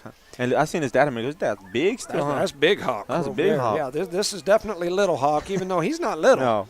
So here we go. Texico in a trip set for the first time. They're going to throw it out here on this little screen play, man. There is holding everywhere, and here comes the flag, so they heard us. They saw what we saw. That's got to be holding out here. Georgia's not that slow. No, and guess who gets in there to lead that tackle? Ovi Ontiveros. They threw a wide receiver screen way out here to the right. He peeled off and came right from He was playing the other side defensive end and made it all the way to the opposite side of the field. He refuses to lose. And was the leader on the tackle there. He's not going to lose on homecoming, he said. Huh? Yeah. And Granados playing basically a nose tackle or 2 technique gets all the way out there. Yeah. And those are the 2 people that made the tackle. So they're going to scoot Texico way back, all the way back to what looks like about the 11-yard line. So it's going to be 2nd, and I'm going to call it 24, maybe 22, something like that. I'll go with 22. All right, so 2nd and 22 for Texico after the holding call. See, I got the window open, huh? Yeah, we opened it up. But we can see better that way, but it also, Our sound, huh? yeah, it kind of changes the sound. Get him, Ovi's get him. almost Ovi has Corral- him in the backfield. They got him there, Ovi is, and Ovi got finishes him. him off. Ovi almost had him initially. Then he comes back across as the man turns and comes back the other way, and he finishes him off from the back. And so Ovi with a great They had him pursuit. corralled like a cow, and, and nobody wanted to jump on him. I said, I'll get him. Ovi Yeah. jumped on his back feet and took him down. Antonio and Ovi. 23. That was 23 that was back there. Davius Brecken. Davius, man, name out tonight, huh? he's back in there, and him and Antonio had him wrapped up Yeah. after Ovi had lost him, and then they lost him, and he started the other way, and Ovi came from the other side of the field and got him. And so that's another huge play for the Cardinals. 9:45 and ticking here in the game. Eunice up by 2. 3rd down, and we're going to call it 26 now after the big loss. Eunice backs up in like a prevent style offense, and they hold. That's exactly what they need to do in that type of situation. They let them pick up about 4, so now it's going to be 4th down, and we're going to say it's still about 20. And that's a George Ortega tackle out there. Open field, too. George Ortega with a beautiful one-on-one open field tackle that held them to about a 4 or 5 yard gain. So it's 4th down and 21. Looks to me like the regular punt team's going to come in this time. We need George to field the ball clean, Ortega, and run down there. And or if nothing else, just, a catch. Come up and make a fair catch. Something to where we don't let it hit and skip 30 or 40 yards down the field. So here goes and they block it. And the block is, man, guess who blocks the punt? He's going crazy on the field, ain't he? He's going nuts He's out there. unconscious, as you can say. Blocks the punt, and Eunice is going to take over down in about the 10-yard line. Now, if the offense does not score here, if I was Obi, I would be so mad. Oh, my goodness. Ovi is on fire. He wins Homecoming King, and now he's on fire on the field. He's going to say, I don't need a crown to be the king on the field. That's what he's saying right now. Wow, that was a great stretch and block by Ovi. The rest of the Cardinals piled in there, too. Now Texico Eunice is going to take over 1st and 10 at, I'm going to call it the 9-yard line. They've got trips to the left, one out wide to the right. I would just hand it to Tippett. Not out wide, though. But he's going. See, they're going to lose yardage on the play. I would hand it to Tippett and run it straight up the dang middle. Or a play action pass and throw it over here to number 8 or number 10. We've lost yardage the last 2 plays trying to run that little wide run like that. And I know Conager's banged up, or I'd run him up the middle every dang play right here. So 8:37, the clock is stopped. 3 receivers to the right, 2 to the left. They're going to run him. I don't like him running, but he's going to pick up some good yardage. The only reason I don't like him running is because I don't want to see him hurt. And he don't stop when they tackle him. He don't go down right away. He's a tough rascal. We're going to have to do that against Midland Christian because there's some big boys over there. He's all the way down to the 5-yard line, so it's going to be 3rd and goal at the 5. And they're going to clear the backfield out. So 4 wide to the right, 1 to the left. A little fade. And they're going to roll him right and throw it. Oh, heck. Get rid of it. Get rid of it. Dang it. They swung him around and threw him down, man. There should be a flag on that, and he's slow to get up. Right at the 5-yard line, they slam him to the ground, so it's now going to be 4th and goal from the 5. Timeout. Eunice called a timeout. And, I have all the respect for Coach Jackson in the world. My comments that I make up here are just typical armchair quarterback guys, comments. So I hope everybody out there understands that. At the same time, run the dang thing up the middle. That's where we've had our success for the last 10 minutes. I agree with you on that. And we're running out to the wings, and we're not going anywhere out there. He never gets, if he gets under the hiker. Yeah. I mean, he probably get more yardage. We're on the 5-yard line. He could have fell forward and got another 4. He's a big boy. Yeah, absolutely. But like you said, we're not. But see, and now it's 4th and 5, and if you don't get, now it's a tough run. But he's picking up. I don't know that I've seen Conager Pierce up the middle, at least in the second half, not pick up 4 or 5 every time he runs it. That last play picked up like 6. I concur. So I can't argue that. I agree with you 100%. So 4th down, we're at the 5-yard line. It's 4th and goal. we've been stopped twice inside the 15 Yes. this half. And you know, Eunice comes out in a trips left set. They've got Benton over to the right. Oh, they direct try snap. something different to Marcus, they direct snap to That's Tippett, and he is in the end zone for the touchdown. Touchdown Tippett. They put Pierce like in motion and Correct. bounced him out to the left and left Tippett in the backfield. Direct snapped it to him. That old Razorback offense. Razorback. That's where the Arkansas Razorbacks used to do that. I forget what they call it, but anyway, they ran it straight up the middle to him. And so touchdown Cardinals. It's now 35-27. Eunice in the lead, 7:47 remaining, and Eunice is going to go for two. That was beautiful, wasn't it? Yep. That was a delay They run option. the option out here to number 6. That's Ortega. Hey, George. He gets all the way down to the 1, but he's not going to get in. So the extra But once point again, is no good. Those receivers do not block for the poor guy. Look at number 5 already walking back over here. Yeah, so 27-35. Eunice is up now. What do they lead by? I can't even count. 8? You want me to count? Yeah, my math is definitely not the best. Yeah, that's 8 points. Yeah. Lubbock So, Christian. Lubbock Christian's next week. Yes, sir. Yeah. I got correction on the text message. Oh, okay, I got you. So Eunice is up 35-27, 7:47 remaining here in the game. You know, it's I still don't have any updates on Marcus. If anybody out there knows any updates or information on Marcus, we'd love to hear it. We're worried about Marcus. Thoughts and prayers with him and his family.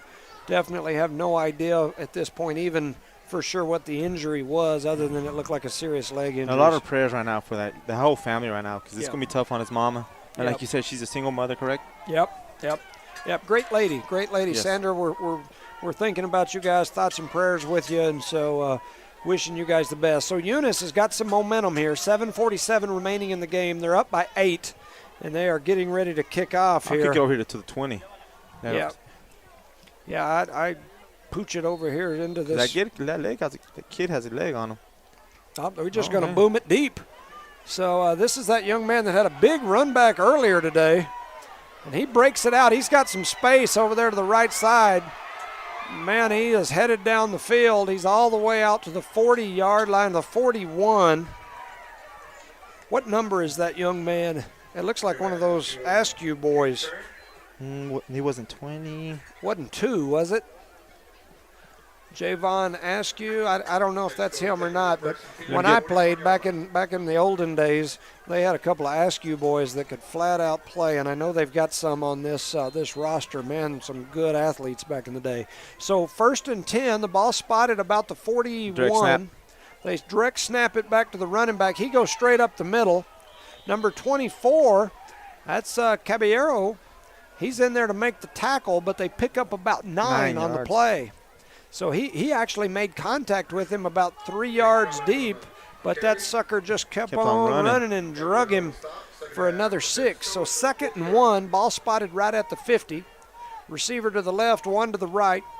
They jump over for that direct snap, and here again. they go with the exact same play again. And he made another 5 yards. Yep, so And a first down. a good tackle there. Obi hit him low. Ortega gets in there, and then number 74, that's Leo Balteres. He gets in there and finishes him off.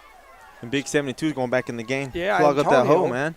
Antonio gets back in there. It's 1st and 10. Ball spotted at the 45-yard line of the Cardinals. We need a stop here. They jump over direct for that snap again. direct snap, and here they go with that same play. Obi had him in the backfield.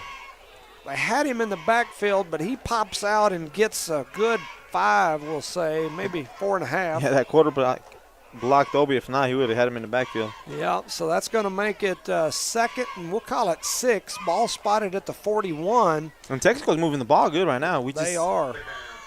And they've basically only ran about 2 plays this whole drive, and they've moved it on down the field as far as 2 types of plays. They've ran that little quarterback lead option thing, and then that straight up the middle. I mean, basically up the middle. So here we go again. We'll see if they run the same thing. Now they're going to run it over to that left side.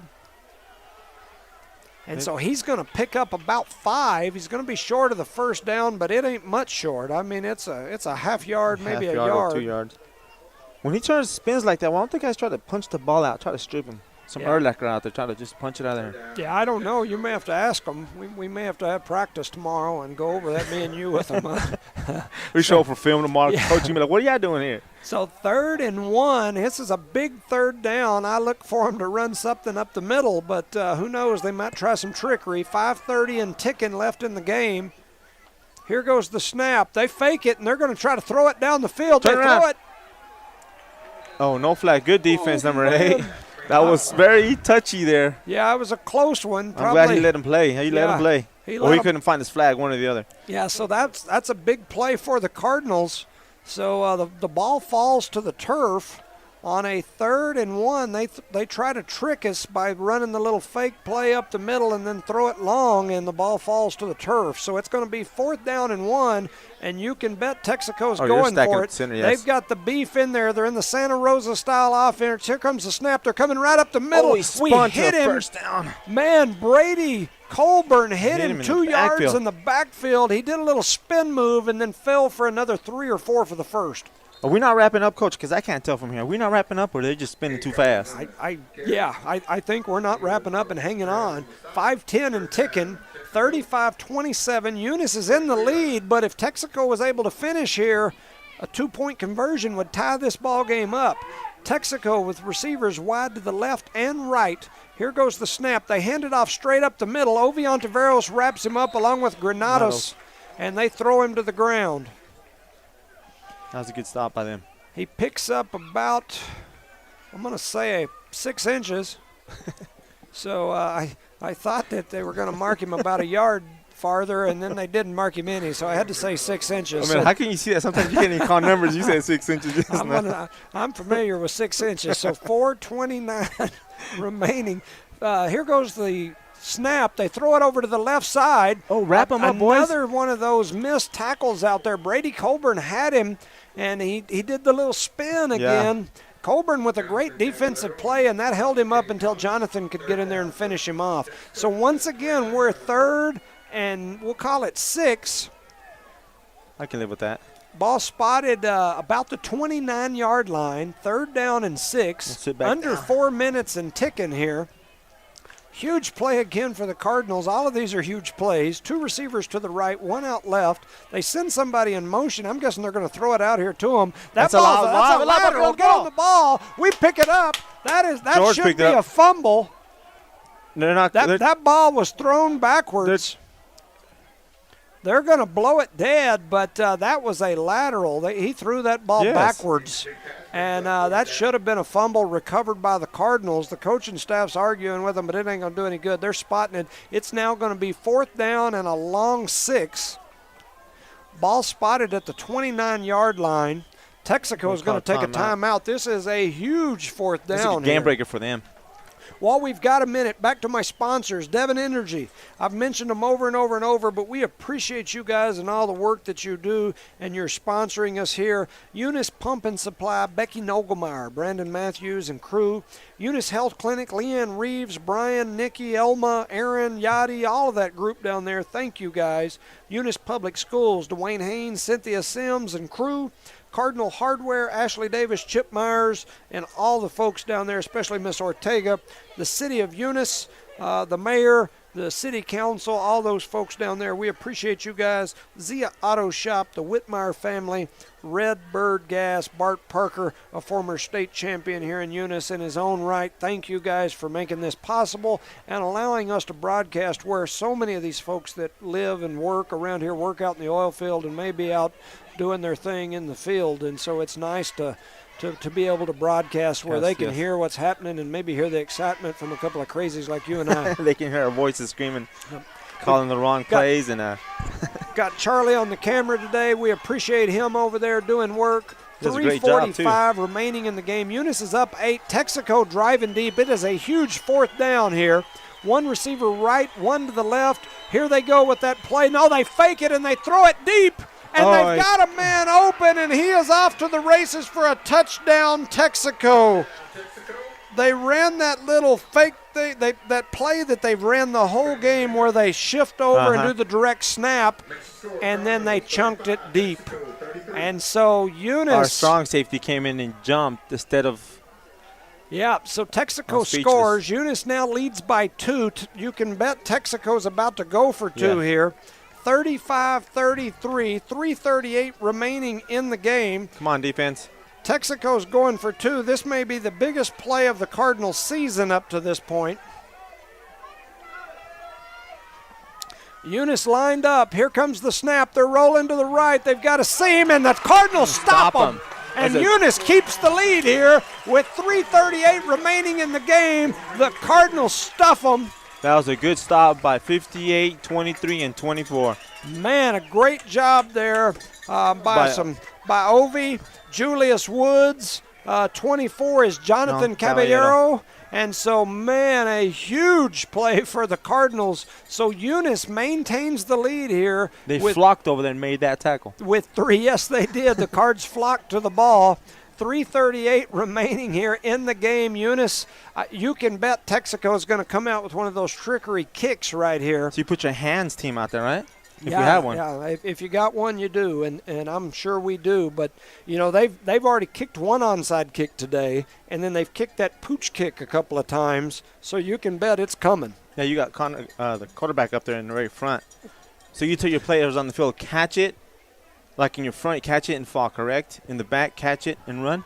Yeah, absolutely. Yeah, that's definitely what you're looking for here. We've got Maddox Mata back deep for the Cards. He's the only person deep. Everybody else is lined up here within the first 10 yards. You know, we've got a group of hands folks out there. I mean, shoot, it looks like every receiver and running back in the Eunice Cardinal strong safety out there. high school football team is out there. And so, like I said, I'm expecting the onside kick here. The Texico is going to kick it from the right hash mark, so they've moved it over here to this right hash mark. Eunice has got their hands team out. They've got their quarterback up in the front. You've got George Ortega right there in front of the ball. I mean, he's off to that side, which that's the side they're going to go to. So here we go. We'll see what happens. Here goes the onside kick, and right we jump George. on it. That's Jorge. That's Jorge Ontiveros. That's a big old boy. Yes. He smothered that ball. You know, he's got great hands. The young man's a great basketball player, a great baseball player. Plays third base. He's and he awesome. He looked like a third baseman right there Fielding as the he ball. got down and fielded Yes. that ball and laid on it. You know how to do it. Field it, put your hands down from the ground up. Absolutely. Great play by the senior right there. Our thoughts and prayers are with him and the whole Ontiveros family as they're going through a tough A great time. note on that. His father was a great baseball player. Really? Yes, he played semi-pro in Mexico. 2 receivers wide to the right, 2 to the left. We're going to hand it to Tippett right up bet the and middle. butter. He's got a seam. He's all the way across the 40-yard line down to the 37-yard line. Tippett with a huge run picks up the first down. Huge is an understatement, man. The clock is ticking down inside 3:30. Eunice will have the ball 1st and 10, and now we got to do something that we're not good at, and that is slow down. Let that clock run a little bit. We're so used to every 5 seconds snapping. Now we've got to let that clock run a little bit. We've got 3 receivers out here to the left. That is Benton, Ortega, and Thompson. Ashton out here to the left. We're going to hand it up the middle again. Tippett's not going to go He anywhere ran this time. into the biggest lineman in his whole life. 78 is huge. 78 does some bench press squats and then power cleans him. And poor Tippett was like, what did I get myself into Where did he here? come from? He said, is this the wall? 2nd and 10. The clock is still ticking. It's under 2:40 at this point. Trips to the right. 2 receivers out here to the left. Pierce is going to be in the backfield by himself. They're waiting on the white hat to start the countdown. I wonder who's looking at. I don't know why we don't have the clocks anymore in high school football, but Put down, there son. goes Pierce straight Put up the middle. He plows ahead and gets all the way down past the 30. He picks up a good 7 yards right there. A good strong run right there. But he came up holding that, kind of limping.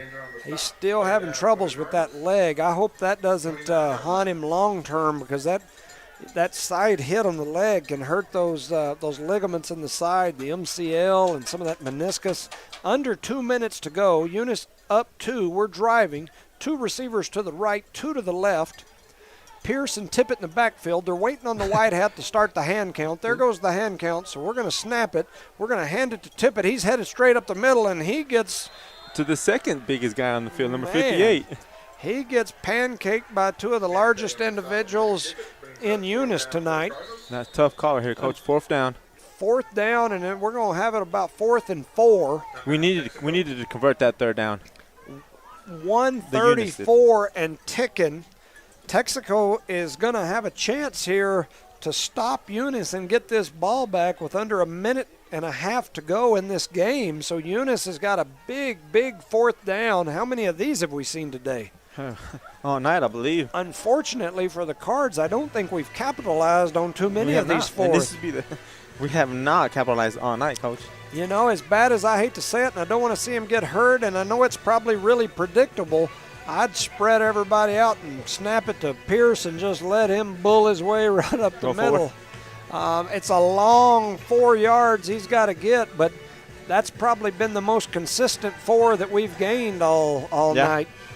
As that line goes up there and blocks like they're supposed to, and we know they can, we can get more than 4 yards. Yes, we definitely need it.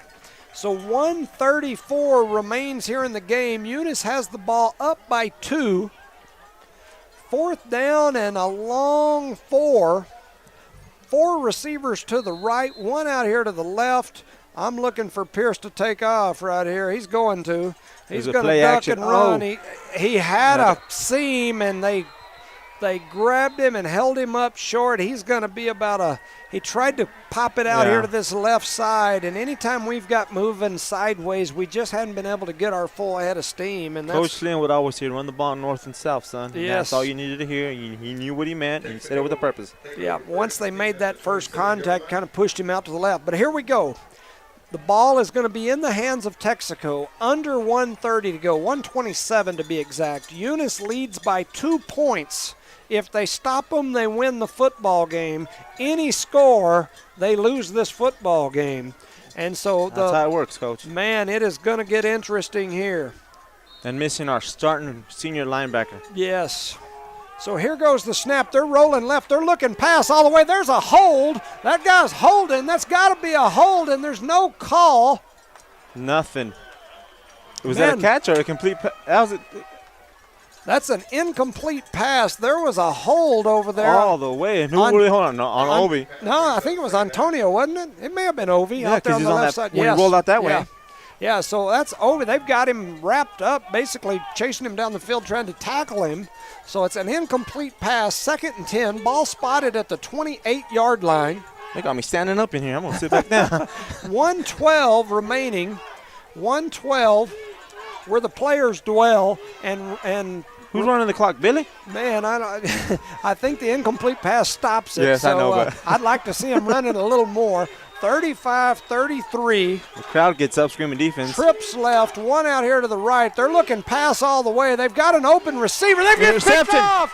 That's picked off by number 33, Trevino. He's still on his feet. He's going to get all the way down. Touchdown. He's going to score. Touchdown, Eunice Cardinals. All the way, baby. Trevino intercepts the ball. Pick 6, runs it all the way back for a touchdown. That was beautiful. Takes a big lead here late in the game. That was beautiful, and everybody came up and blocked from getting in. That was nice. Huge play for the Cardinals here. Brandon Trevino came in with a huge interception. Brandon Trevino. As he tells the person next to the next I'm booth. trying to tell the booth next to us the young man's name. Brandon Trevino. Yep. Trevino. Right here. Brandon Trevino. There we go. I'm showing the booth next door so that they'll know who did that. Brandon Trevino intercepts the pass Lee County heard us. and runs it all the way back for the pick 6. Huge play for the Cardinals. Defense here on once again showed up. Defense won this game, Coach. You know, I apologize. always love homecoming football games. I think we should play our toughest opponent on homecoming. I don't know, man. Have I That's a said no-brainer. that all night? And we're going for 2. So we're going to go for 2. Tippett's headed up the middle, and he is in. He's going to get in for 2. Homecoming football, this is what it's all about. Whoever came up with this was thinking. That's why we're in the booth. That's why we're in the booth. 43-33, Eunice in control here with a minute to go in the game. We're going to keep it here. We're not going back. Yeah, I we don't will got time say for that. this. When this final buzzer ends, we're gonna get off of here and run. We're not going to do much of a post game. I usually do my pre-game where we'll talk about stats and all that, but when this game's over, I'm going to get down from here. And my wife was telling me the other day I never take pictures with the family after the game, so I'm going to try And to he's a get senior. out. You need to go out and do that. Yeah, he's a senior. Because next year, if I'm lucky to be in this booth, I'm going to do that. I'm going to tell you right now. So I'm gonna jump out of this booth as soon as this game's over. But we thank y'all for listening ahead of time. Absolutely. Another shout out to our sponsors, Devon Energy. You know, this team has played with some heart, like the heart of Devon Energy. Eunice Pump and Supply, Becky Nogelmeyer, Brandon Matthews, they got heart. Eunice Health Clinic, they work on hearts. Eunice Public School, y'all give me a heart attack sometimes when you schedule homecoming with Texico. Cardinal Hardware, they got sharp saws out cutting your heart. The city of Eunice, I don't know about, but I guess we all have some heart. Zia Auto, the Auto Heart Shop. And lastly, Redbird Gas, hearts are red. That's what I'm talking about. They're throwing blankets into the stands again. Pretty cool deal. Eunice takes the lead, 43-33, 1 minute to go, and here comes the kickoff. A little pooch kit. It's headed down the left. We may, it we skips almost out got of it. bounds. So unfortunately, that means no time comes off the clock, and they're going to get it with great field position here. With what, a minute left? A minute to go. We got to get this defense to hold steady right here for this last minute of this ball game. The crowd stood up on him, made some noise. Man, this is the noisiest I've heard them all year for sure. Eunice getting it done here. You know, this next week, Eunice will travel to Lubbock to play Lubbock Christian. Yes, Lubbock Christian. Then the week after that, the game everybody's been talking about all year, Eunice versus Jow here at home in Eunice, October the 10th. And then Eunice will finish up the regular season at home versus Hagerman, and then on the road versus Loving. Loving, huh? Loving. The Loving Falcons. Jow had to cancel their homecoming tonight, correct? You know, I heard that there were some COVID exposures and that Jow was having to cancel like a couple of weeks. And so here we go. 1st and 10 for the Wolverines. They've got the ball about the 38-yard line. They throw it out to the left. They're trying to make something happen here. And Davis Brecken comes up and finishes the tackle off. Right there And with time him. is still running. Yeah, the clock is running. It's under 45 at this point. Texaco trying to hurry back to the line. 2nd and 9. Ball spotted at the 39. And our defense is on the field to win this game. Here comes the pass. Oh, They've got a complete pass over the middle. He makes a move on him, still running down the field. They tackle him at about the 40-yard line. With 31 seconds left, So 31.4. Our chain gang, we got to get them moving over there because the quicker they can set the chains, the quicker that clock starts. Chain gang, we're gonna have to get you guys working on your stamina What over happened there. there? He spiked the ball to kill the clock at 26 seconds. You chain gangers, I know all of you, and I'm not dogging you too hard, but next week you need to be out here running some Is laps. that Melanson, Thompson, and who's the other guy? I don't know, but they need to run a few laps so that we can get them to sprint over and put them dang chains up to stop that, to get that clock started a little quicker. So 26 seconds and the clock is stopped. Texaco's got the ball. 2 receivers to the left, 1 out to the right. They snap it. They're looking pass all the way. They throw it deep down the side.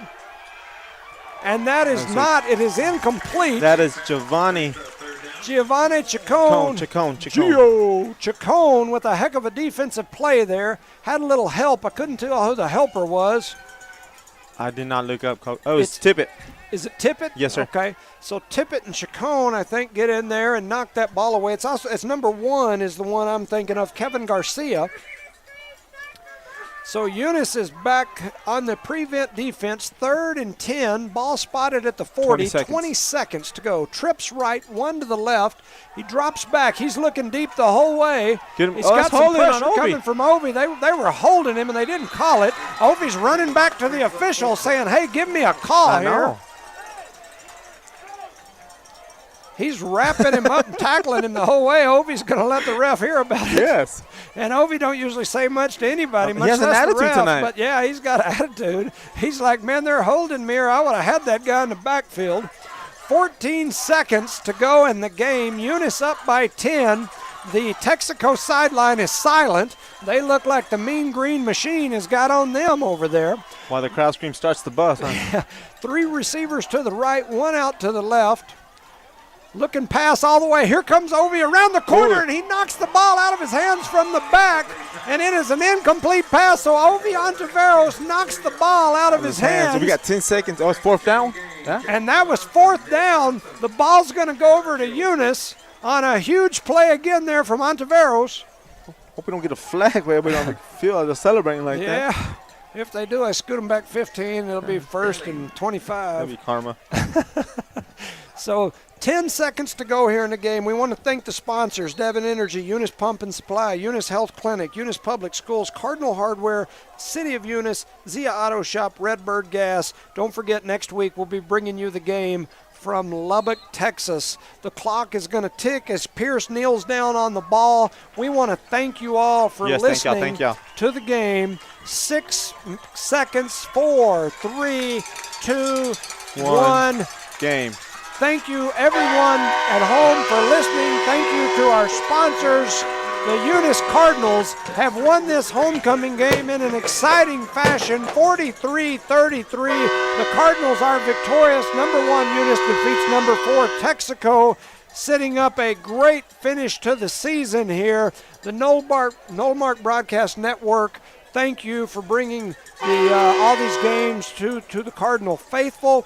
You've heard us here tonight on KPZA 103.7 FM, the Eunice Sports YouTube page, and HobbsAmerica.com. Click on the Cardinal. For Rosendo Caballero and Charlie Fairbrush, I'm Jimmy Jones, thanking everyone back home for listening, thanking all of our sponsors.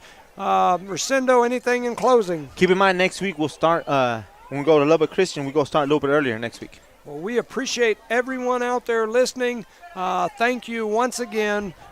Great game here, great atmosphere. I want to tell everyone good night, and we will visit next weekend. Have a great night, everyone. You're clear. All right. Thank you, ladies, Thank back you, in the ladies. station. A heck of a ball game here. Thank you for all your help. Have a good weekend. You too. Congratulations. Thank you. Bye-bye.